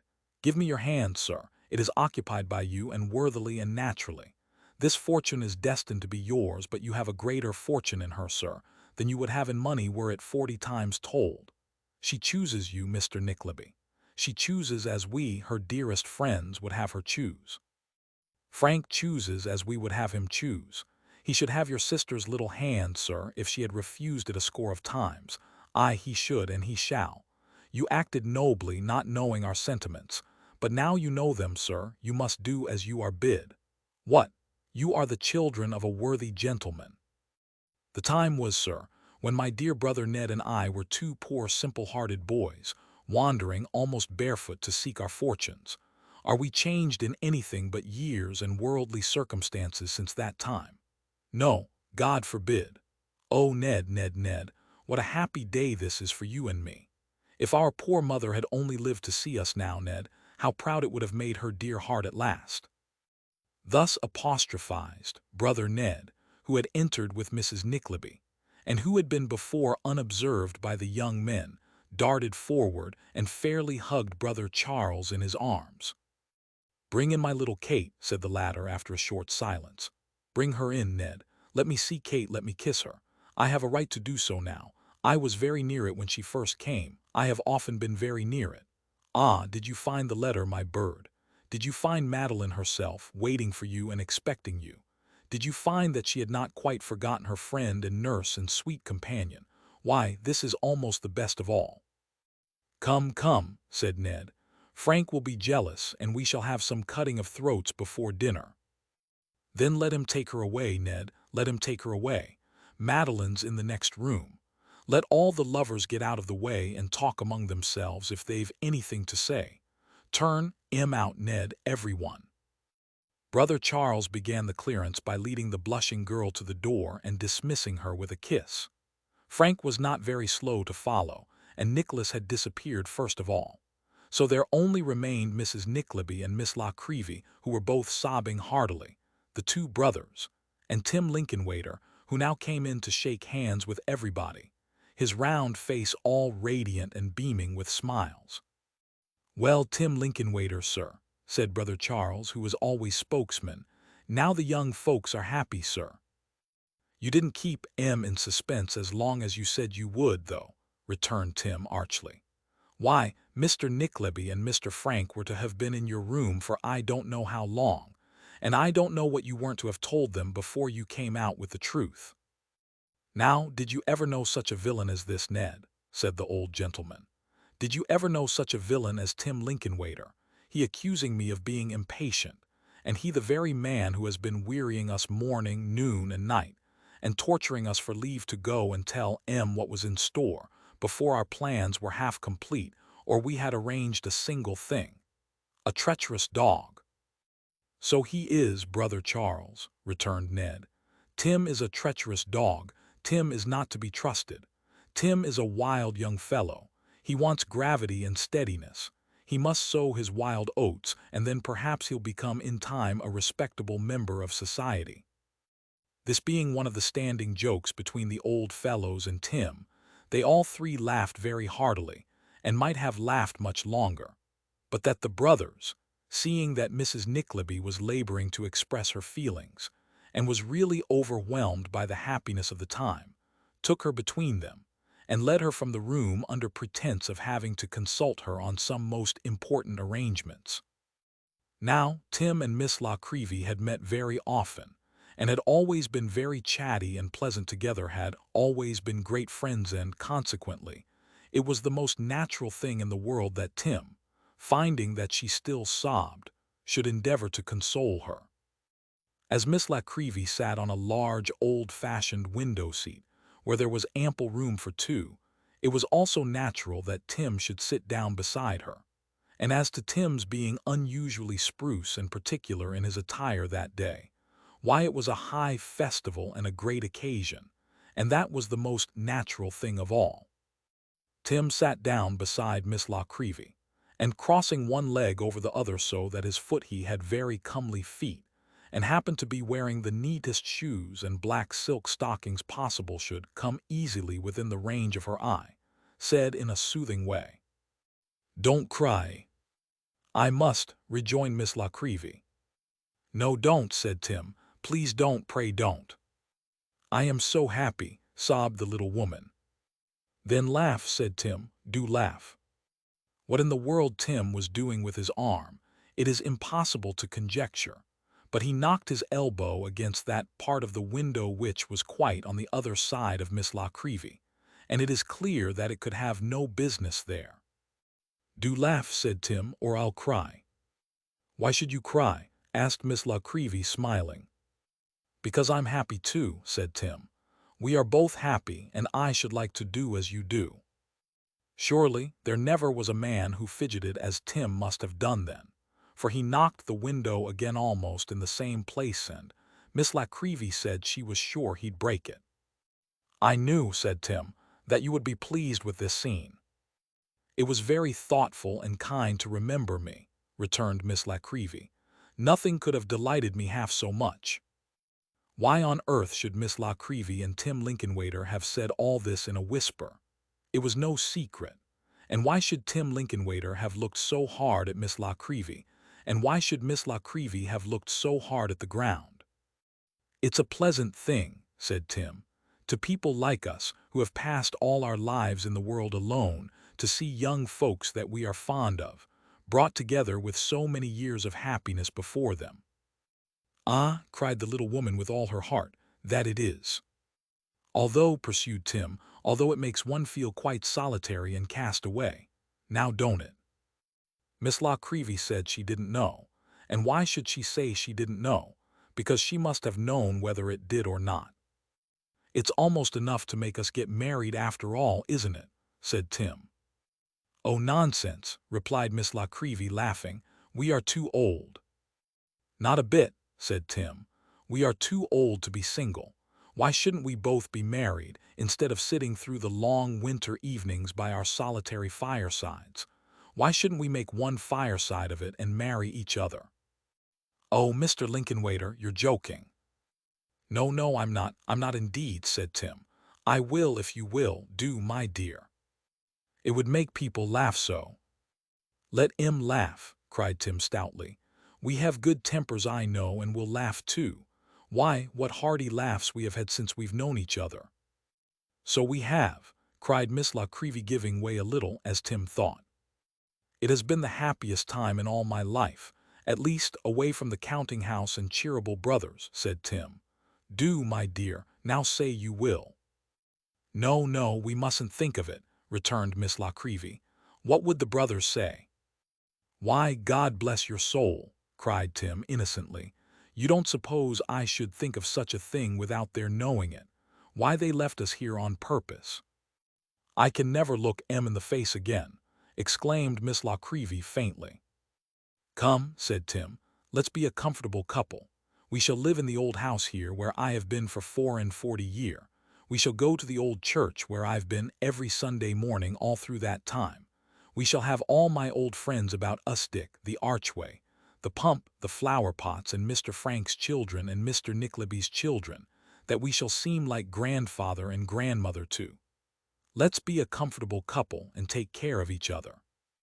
And if we should get deaf or lame or blind or bedridden, how glad we shall be that we have somebody we are fond of, always to talk to and sit with. Let's be a comfortable couple. Now do, my dear."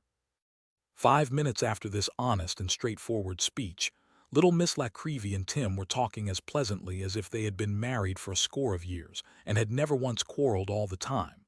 And 5 minutes after that, when Miss La Creevy had bustled out to see if her eyes were red and put her hair to rights, Tim moved with a stately step towards the drawing-room, exclaiming as he went, "There ain't such another woman in all London. I know there ain't." By this time, the apoplectic butler was nearly in fits, in consequence of the unheard-of postponement of dinner. Nicholas, who had been engaged in a manner in which every reader may imagine for himself or herself, was hurrying downstairs in obedience to his angry summons, when he encountered a new surprise. On his way down, he overtook in one of the passages a stranger genteelly dressed in black, who was also moving towards the dining-room. As he was rather lame and walked slowly, Nicholas lingered behind, and was following him step by step, wondering who he was, when he suddenly turned round and caught him by both hands. "Newman Noggs!" cried Nicholas joyfully. "Ah, Newman, your own old faithful Newman. My dear boy, my dear Nick, I give you joy, health, happiness, every blessing. I can't bear it, it's too much. My dear boy, it makes a child of me." "Where have you been?" said Nicholas. "What have you been doing? How often have I inquired for you and been told that I should hear before long?" I know," returned Newman. "They wanted all the happiness to come together. I've been helping 'em. Aye, look at me, Nick, look at me." "You would never let me do that," said Nicholas in a tone of gentle reproach. "I didn't mind what I was then. I shouldn't have had the heart to put on gentlemen's clothes. They would have reminded me of old times and made me miserable. I am another man now, Nick. My dear boy, I can't speak. Don't say anything to me. Don't think the worse of me for these tears. You don't know what I feel today. You can't and never will." They walked in to dinner arm in arm and sat down side by side. Never was such a dinner as that since the world began.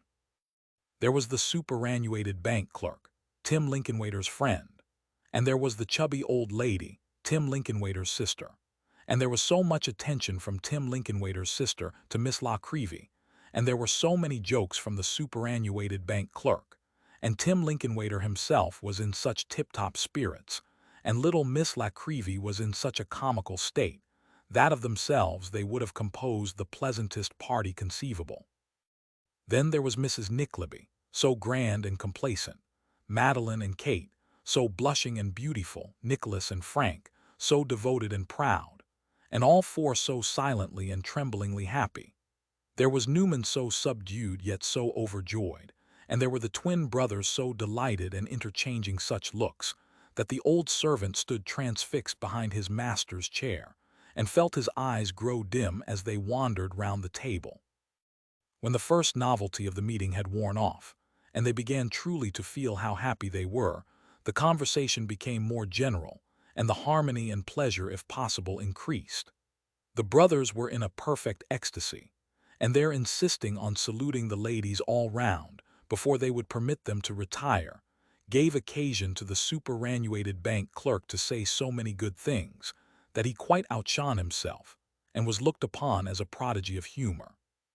"Kate, my dear," said Mrs. Nickleby, taking her daughter aside as soon as they got upstairs, "you don't really mean to tell me that this is actually true about Miss La Creevy and Mr. Lincolnwaiter?"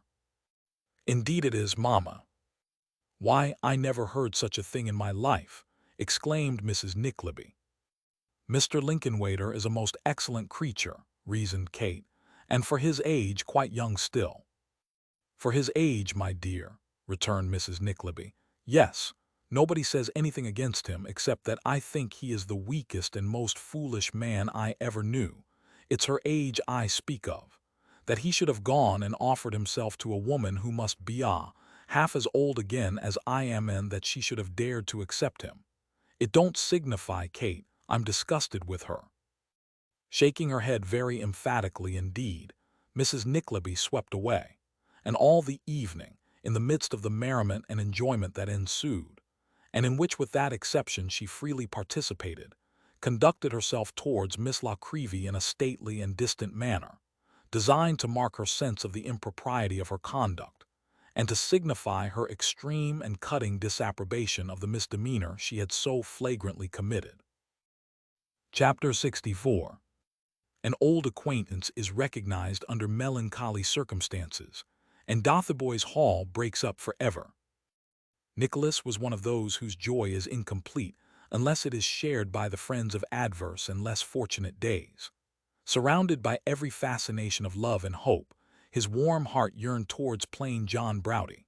He remembered their first meeting with a smile, and their second with a tear, saw poor Smike once again with the bundle on his shoulder trudging patiently by his side, and heard the honest Yorkshireman's rough words of encouragement as he left them on their road to London. Madeline and he sat down, very many times, jointly to produce a letter which should acquaint John at full length with his altered fortunes, and assure him of his friendship and gratitude. It so happened, however, that the letter could never be written. Although they applied themselves to it with the best intentions in the world, it chanced that they always fell to talking about something else, and when Nicholas tried it by himself, He found it impossible to write one half of what he wished to say, or to pen anything, indeed, which on reperusal did not appear cold and unsatisfactory compared with what he had in his mind. At last, after going on thus from day to day, and reproaching himself more and more, he resolved, the more readily as Madeline strongly urged him, to make a hasty trip into Yorkshire, and present himself before Mr. and Mrs. Browdie without a word of notice. Thus it was that between 7 and 8 o'clock one evening, he and Kate found themselves in the Saracen's Head booking office, securing a place to Greta Bridge by the next morning's coach. They had to go westward to procure some little necessaries for his journey, and as it was a fine night, they agreed to walk there and ride home. The place they had just been in called up so many recollections, and Kate had so many anecdotes of Madeline, and Nicholas so many anecdotes of Frank, and each was so interested in what the other said, and both were so happy and confiding, and had so much to talk about, that it was not until they had plunged for a full half-hour into that labyrinth of streets which lies between Seven Dials and Soho, without emerging into any large thoroughfare, that Nicholas began to think it just possible they might have lost their way. The possibility was soon converted into a certainty, for, on looking about and walking first to one end of the street and then to the other, he could find no landmark he could recognize, and was fain to turn back again in quest of some place at which he could seek a direction. It was a by-street, and there was nobody about, or in the few wretched shops they passed. Making towards a faint gleam of light which streamed across the pavement from a cellar, Nicholas was about to descend 2 or 3 steps so as to render himself visible to those below and make his inquiry, when he was arrested by a loud noise of scolding in a woman's voice. "Oh, come away," said Kate. "They are quarreling. You'll be hurt." "Wait one instant, Kate. Let us hear if there's anything the matter," returned her brother. "Hush." "You nasty, idle, vicious, good-for-nothing brute," cried the woman, stamping on the ground. "Why don't you turn the mangle?" "So I am, my life and soul," replied the man's voice. "I am always turning. I am perpetually turning like a demmed old horse in a demnition mill. My life is one demmed horrid grind." "Then why don't you go enlist for a soldier?" retorted the woman. "You're welcome to." "For a soldier," cried the man. "For a soldier. Would his joy and gladness see him in a coarse red coat with a little tail? Would she hear of his being slapped and beat by drummers damnably?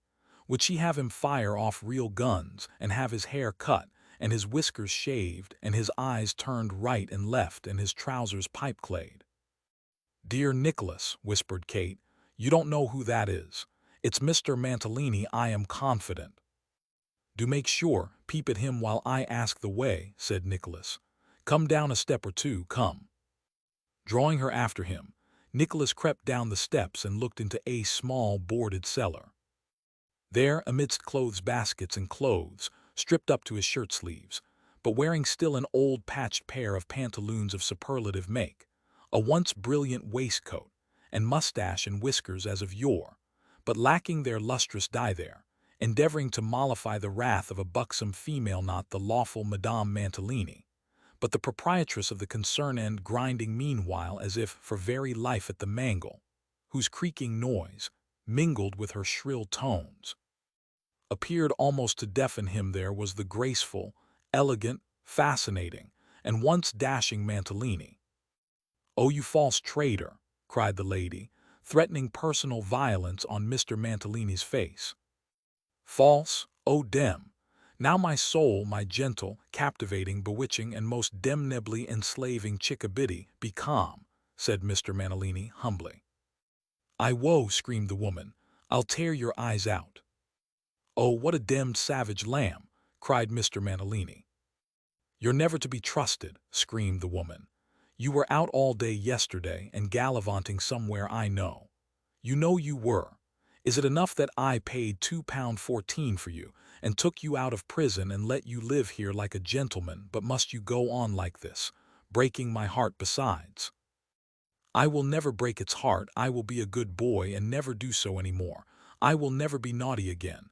"I beg its little pardon," said Mr. Mantalini, dropping the handle of the mangle and folding his palms together. "It is all up with its handsome friend. He has gone to the demnition bow-wows. It will have pity. It will not scratch and claw but pet and comfort. Oh, demn it!" Very little affected, to judge from her action, by this tender appeal, the lady was on the point of returning some angry reply, when Nicholas, raising his voice, asked his way to Piccadilly. Mr. Mantalini turned round, caught sight of Kate, and without another word, leapt at one bound into a bed which stood behind the door, and drew the counterpane over his face, kicking meanwhile convulsively. "Demn it," he cried in a suffocating voice, "it's little Nickleby. Shut the door, put out the candle, turn me up in the bedstead. Oh, dem, dem, dem."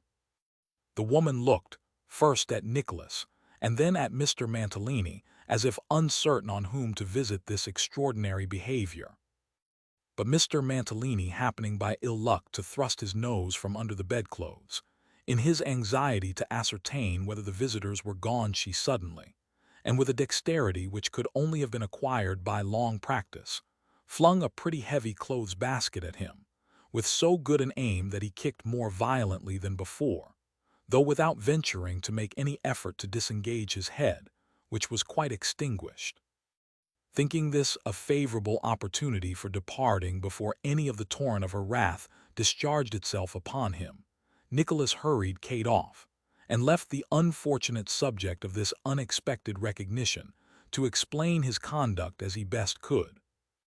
The next morning he began his journey.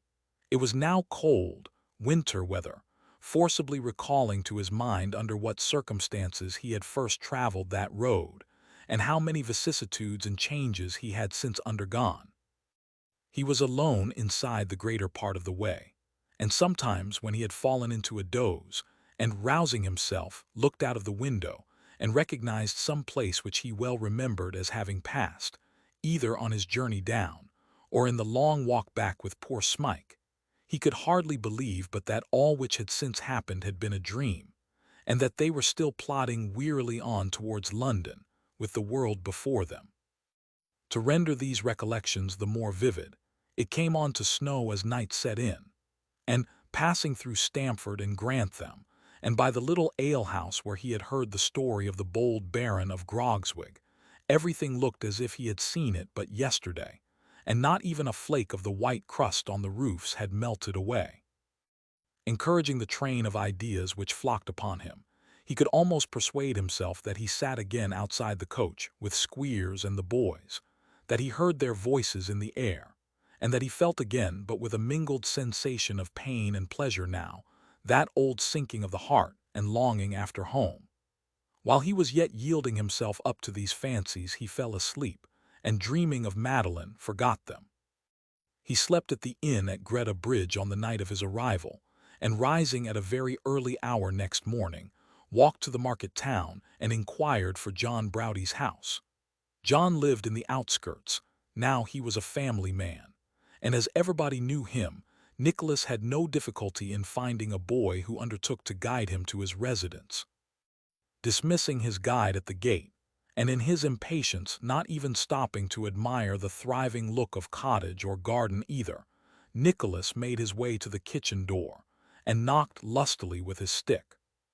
"Halloa!" cried a voice inside. "What be the matter new? Be the tune a fire? Ding, but thou mak'st noise enough."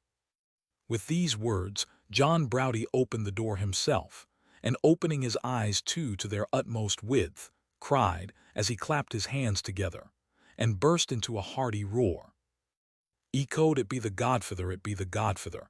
Tilly, here be Mr. Nickleby. Gie us the hund, mun. Coom awa, in why undoon beside the fire, tack a soup o' thought. Dinnot say a word till thou'st drunk it a. Oop why it mun. Ding, but I'm reet glad to see thee." Adapting his action to his text, John dragged Nicholas into the kitchen, forced him down upon a huge settle beside a blazing fire, poured out from an enormous bottle about a quarter of a pint of spirits, thrust it into his hand, opened his mouth and threw back his head as a sign to him to drink it instantly, and stood with a broad grin of welcome overspreading his great red face like a jolly giant. "I might ha know it," said John, "that nobody but thou would ha coom why syke a knock as you. Thought was the wa thou knocked at schoolmeaster's door, eh? Ha ha ha, but I say, why it be a this aboot schoolmeaster?" "You know it then," said Nicholas.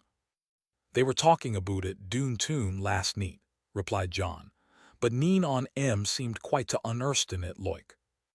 "After various shiftings and delays," said Nicholas, "he has been sentenced to be transported for 7 years, for being in the unlawful possession of a stolen will, and after that he has to suffer the consequence of a conspiracy." "Hugh," cried John, "a conspiracy, sumet in the Pouterplot wa, sumet in the Guy Faux line." "No, no, no, a conspiracy connected with his school. I'll explain it presently." "Thought es reet," said John. "Explain it arter breakfast not new, for thou bayest hungry and so am I, and Tilly she mun be at the bottom o' explanations, for she says thought's the mutual confidence." "Ha ha ha, ecod, it's a room start is the mutual confidence." The entrance of Mrs. Browdy, with a smart cap on, and very many apologies for their having been detected in the act of breakfasting in the kitchen, stopped John in his discussion of this grave subject, and hastened the breakfast, which, being composed of vast mounds of toast, new-laid eggs, boiled ham, Yorkshire pie, and other cold substantials, of which heavy relays were constantly appearing from another kitchen under the direction of a very plump servant, was admirably adapted to the cold bleak morning, and received the utmost justice from all parties. At last it came to a close, and the fire which had been lighted in the best parlor having by this time burnt up, they adjourned thither to hear what Nicholas had to tell. Nicholas told them all, and never was there a story which awakened so many emotions in the breasts of 2 eager listeners. At one time, honest John groaned in sympathy, and at another roared with joy. At one time he vowed to go up to London on purpose to get a sight of the brothers Cheeryble, and at another swore that Tim Lincolnwaiter should receive such a ham by coach, and carriage free, as mortal knife had never carved. When Nicholas began to describe Madeline, he sat with his mouth wide open, nudging Mrs. Browdy from time to time, and exclaiming under his breath that she must be rather a tidy sort. And when he heard at last that his young friend had come down purposely to communicate his good fortune, and to convey to him all those assurances of friendship which he could not state with sufficient warmth in writing, that the only object of his journey was to share his happiness with them, and to tell them that when he was married they must come up to see him, and that Madeline insisted on it as well as he, John, could hold out no longer, but after looking indignantly at his wife, and demanding to know what she was whimpering for, drew his coat sleeve over his eyes and blubbered outright. "Tell 'ee what, though," said John seriously, when a great deal had been said on both sides, to return to schoolmeaster. "If this news aboot un has reached school today, the old 'ooman ween't have a whole bone in her body, nor Fanny neither." "Oh, John!" cried Mrs. Browdy. "Ah, and oh, John Agian," replied the Yorkshireman. "I did not know what they lads mightn't do. When it first got aboot that schoolmeaster was in trouble, some fathers and moothers sent and took their young chaps awa'. If them as is left should know what's coom tivon, there'll be syke a revolution and rebel ding. But I think they'll a gang daft, and spill bluid like water." In fact, John Browdy's apprehensions were so strong that he determined to ride over to the school without delay, and invited Nicholas to accompany him, which, however, he declined, pleading that his presence might perhaps aggravate the bitterness of their adversity. "Thought's true," said John. "I should ne'er ha thought o' thought." "I must return tomorrow," said Nicholas, "but I mean to dine with you today, and if Mrs. Browdy can give me a bed—" "Bed!" cried John. "I wish thou couldst sleep in fower beds at once. Ecod, thou shouldst have bide till I coom back. Ony bide till I coom back, and Ecod will make a day of it." Giving his wife a hearty kiss, and Nicholas a no less hearty shake of the hand, John mounted his horse and rode off, leaving Mrs. Browdy to apply herself to hospitable preparations, and his young friend to stroll about the neighborhood, and revisit spots which were rendered familiar to him by many a miserable association. John cantered away, and arriving at Dotheboys Hall, tied his horse to a gate and made his way to the schoolroom door, which he found locked on the inside. A tremendous noise and riot arose from within, and applying his eye to a convenient crevice in the wall, he did not remain long in ignorance of its meaning. The news of Mr. Squeers's downfall had reached Dotheboys. That was quite clear. To all appearance, it had very recently become known to the young gentleman, for the rebellion had just broken out. It was one of the brimstone and treacle mornings, and Mrs. Squeers had entered school according to custom with the large bowl and spoon, followed by Miss Squeers and the amiable Wackford, who, during his father's absence, had taken upon him such minor branches of the executive as kicking the pupils with his nailed boots, pulling the hair of some of the smaller boys, pinching the others in aggravating places, and rendering himself in various similar ways a great comfort and happiness to his mother. Their entrance, whether by premeditation or a simultaneous impulse, was the signal of revolt. While one detachment rushed to the door and locked it, and another mounted on the desks and forms, the stoutest, and consequently the newest, boy seized the cane, and confronting Mrs. Squeers with a stern countenance, snatched off her cap and beaver bonnet, put them on his own head, armed himself with the wooden spoon, and bade her, on pain of death, go down upon her knees and take a dose directly. Before that estimable lady could recover herself, or offer the slightest retaliation, she was forced into a kneeling posture by a crowd of shouting tormentors, and compelled to swallow a spoonful of the odious mixture, rendered more than usually savory by the immersion in the bowl of Master Wackford's head, whose ducking was entrusted to another rebel. The success of this first achievement prompted the malicious crowd, whose faces were clustered together in every variety of lank and half-starved ugliness, to further acts of outrage. The leader was insisting upon Mrs. Squeers repeating her dose. Master Squeers was undergoing another dip in the treacle, and a violent assault had been commenced on Miss Squeers, when John Browdy, bursting open the door with a vigorous kick, rushed to the rescue. The shouts, screams, groans, hoots, and clapping of hands suddenly ceased, and a dead silence ensued. "Ye be nice chaps," said John, looking steadily round. "What's to do here, thou young dogs?" "Squeers is in prison, and we are going to run away," cried a score of shrill voices. "We won't stop, we won't stop." "We'll then dinnot stop," replied John. "Who wants thee to stop? Run awa like men, but dinnot hurt the women." "Hurrah!" cried the shrill voices, more shrilly still. "Hurrah!" repeated John. "We'll hurrah like men too. Nu then, look out, hip hip hip hurrah." "Hurrah!" cried the voices. "Hurrah, Aegeon," said John, louder still. The boys obeyed. "Another," said John. "Dinnot be afeard on it, let's have a good un." "Hurrah!" "Nu then," said John, "let's have yan more to end why, and then coot off as quick as you loik. Tak a good breath, new Squeers be in jail the schools brock and oopits a o'er past and gain think o' thought, and let it be a hearty un. Hurrah!" Such a cheer arose as the walls of Dotheboys Hall had never echoed before, and were destined never to respond to again. When the sound had died away, the school was empty, and of the busy, noisy crowd which had peopled it but 5 minutes before, not one remained. "Very well, Mr. Browdy," said Miss Squeers, hot and flushed from the recent encounter but vixenish to the last. "You've been and excited our boys to run away. Now see if we don't pay you out for that, sir. If my pa is unfortunate and trod down by henemies, we're not going to be basely crowed and conquered over by you and Tilda." "Noa," replied John bluntly, "thou bean't. Tak thy oath o' thought. Think better o' us, Fanny. I tell 'ee both that I'm glad the auld man has been caught out at last, domned glad, but ye'll suffer wi'out any crowing fra me, and I be not the mun to crow, nor be Tilly the lass, so I tell 'ee flat. More than thought, I tell 'ee new, that if thou needst friends to help thee awa from this place, dinnot turn up thy nose, Fanny, thou mayst he thought foin Tilly and I a thought o' old times aboot us, ready to lend thee a hund.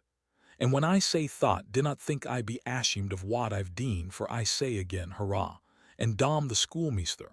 There. His parting words concluded, John Browdy strode heavily out, remounted his nag, put him once more into a smart canter, and carolling lustily forth some fragments of an old song, to which the horse's hoofs rang a merry accompaniment, sped back to his pretty wife and to Nicholas. For some days afterwards, the neighboring country was overrun with boys, who, the report went, had been secretly furnished by Mr. and Mrs. Browdy, not only with a hearty meal of bread and meat, but with sundry shillings and sixpences to help them on their way. To this rumor John always returned a stout denial, which he accompanied, however, with a lurking grin that rendered the suspicious doubtful, and fully confirmed all previous believers. There were a few timid young children who, miserable as they had been, and many as were the tears they had shed in the wretched school, still knew no other home, and had formed for it a sort of attachment, which made them weep when the bolder spirits fled and cling to it as a refuge. Of these, some were found crying under hedges and in such places, frightened at the solitude. One had a dead bird in a little cage. He had wandered nearly 20 miles, and when his poor favorite died, lost courage and lay down beside him. Another was discovered in a yard hard by the school, sleeping with a dog, who bit at those who came to remove him, and licked the sleeping child's pale face. They were taken back, and some other stragglers were recovered, but by degrees they were claimed, or lost again, and in course of time, Dotheboys Hall and its last breaking up began to be forgotten by the neighbors, or to be only spoken of as among the things that had been. Chapter 65. Conclusion. When her term of mourning had expired, Madeline gave her hand and fortune to Nicholas, and on the same day and at the same time, Kate became Mrs. Frank Cheeryble. It was expected that Tim Lincolnwater and Miss La Creevy would have made a third couple on the occasion, but they declined, and 2 or 3 weeks afterwards went out together one morning before breakfast, and coming back with merry faces, were found to have been quietly married that day. The money which Nicholas acquired in right of his wife, he invested in the firm of Cheeryble Brothers, in which Frank had become a partner. Before many years elapsed, the business began to be carried on in the names of Cheeryble and Nickleby, so that Mrs. Nickleby's prophetic anticipations were realized at last. The twin brothers retired. Who needs to be told that they were happy? They were surrounded by happiness of their own creation, and lived but to increase it. Tim Lincolnwater condescended, after much entreaty and browbeating, to accept a share in the house, but he could never be prevailed upon to suffer the publication of his name as a partner, and always persisted in the punctual and regular discharge of his clerkly duties. He and his wife lived in the old house, and occupied the very bedchamber in which he had slept for 44 years. As his wife grew older, she became even a more cheerful and light-hearted little creature, and it was a common saying among their friends that it was impossible to say which looked the happier, Tim as he sat calmly smiling in his elbow-chair on one side of the fire, or his brisk little wife chatting and laughing, and constantly bustling in and out of hers on the other. Dick, the blackbird, was removed from the counting-house and promoted to a warm corner in the common sitting-room. Beneath his cage hung 2 miniatures of Mrs. Lincolnwater's execution, one representing herself and the other Tim, and both smiling very hard at all beholders.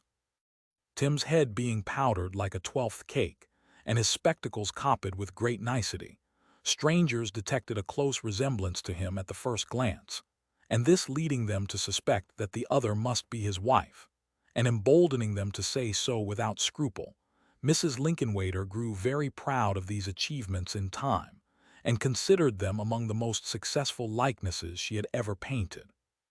Tim had the profoundest faith in them likewise, for on this, as on all other subjects, they held but one opinion, and if ever there were a comfortable couple in the world, it was Mr. and Mrs. Lincolnwater. Ralph having died intestate, and having no relations but those with whom he had lived in such enmity, they would have become in legal course his heirs. but they could not bear the thought of growing rich on money so acquired, and felt as though they could never hope to prosper with it. They made no claim to his wealth, and the riches for which he had toiled all his days and burdened his soul with so many evil deeds were swept at last into the coffers of the state, and no man was the better or the happier for them. Arthur Gride was tried for the unlawful possession of the will, which he had either procured to be stolen, or had dishonestly acquired and retained by other means as bad. By dint of an ingenious counsel and a legal flaw he escaped, but only to undergo a worse punishment, for, some years afterwards, his house was broken open in the night by robbers, tempted by the rumors of his great wealth, and he was found murdered in his bed.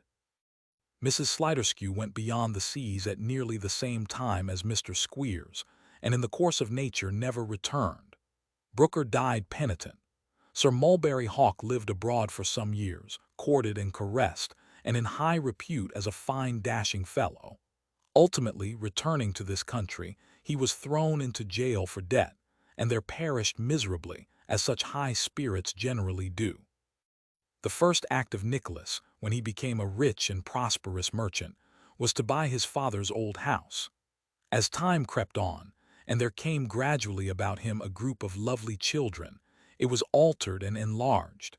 But none of the old rooms were ever pulled down, no old tree was ever rooted up, nothing with which there was any association of bygone times was ever removed or changed. Within a stone's throw was another retreat, enlivened by children's pleasant voices too, and here was Kate, with many new cares and occupations and many new faces courting her sweet smile, and one so like her own, that to her mother she seemed a child again. The same true gentle creature, the same fond sister, the same in the love of all about her, as in her girlish days. Mrs. Nickleby lived, sometimes with her daughter, and sometimes with her son, accompanying one or other of them to London at those periods when the cares of business obliged both families to reside there, and always preserving a great appearance of dignity, and relating her experiences, especially on points connected with the management and bringing up of children, with much solemnity and importance. It was a very long time before she could be induced to receive Mrs. Lincolnwater into favor, and it is even doubtful whether she ever thoroughly forgave her. There was one gray-haired, quiet, harmless gentleman who, winter and summer, lived in a little cottage hard by Nicholas's house, and when he was not there, assumed the superintendence of affairs. His chief pleasure and delight was in the children, with whom he was a child himself, and master of the revels. The little people could do nothing without dear Newman Noggs. The grass was green above the dead boy's grave, and trodden by feet so small and light, that not a daisy drooped its head beneath their pressure. Through all the spring and summer-time, garlands of fresh flowers, wreathed by infant hands, rested on the stone, and when the children came to change them lest they should wither and be pleasant to him no longer, their eyes filled with tears, and they spoke low and softly of their poor dead cousin. End of the Project Gutenberg ebook of the Life and Adventures of Nicholas Nickleby by Charles Dickens.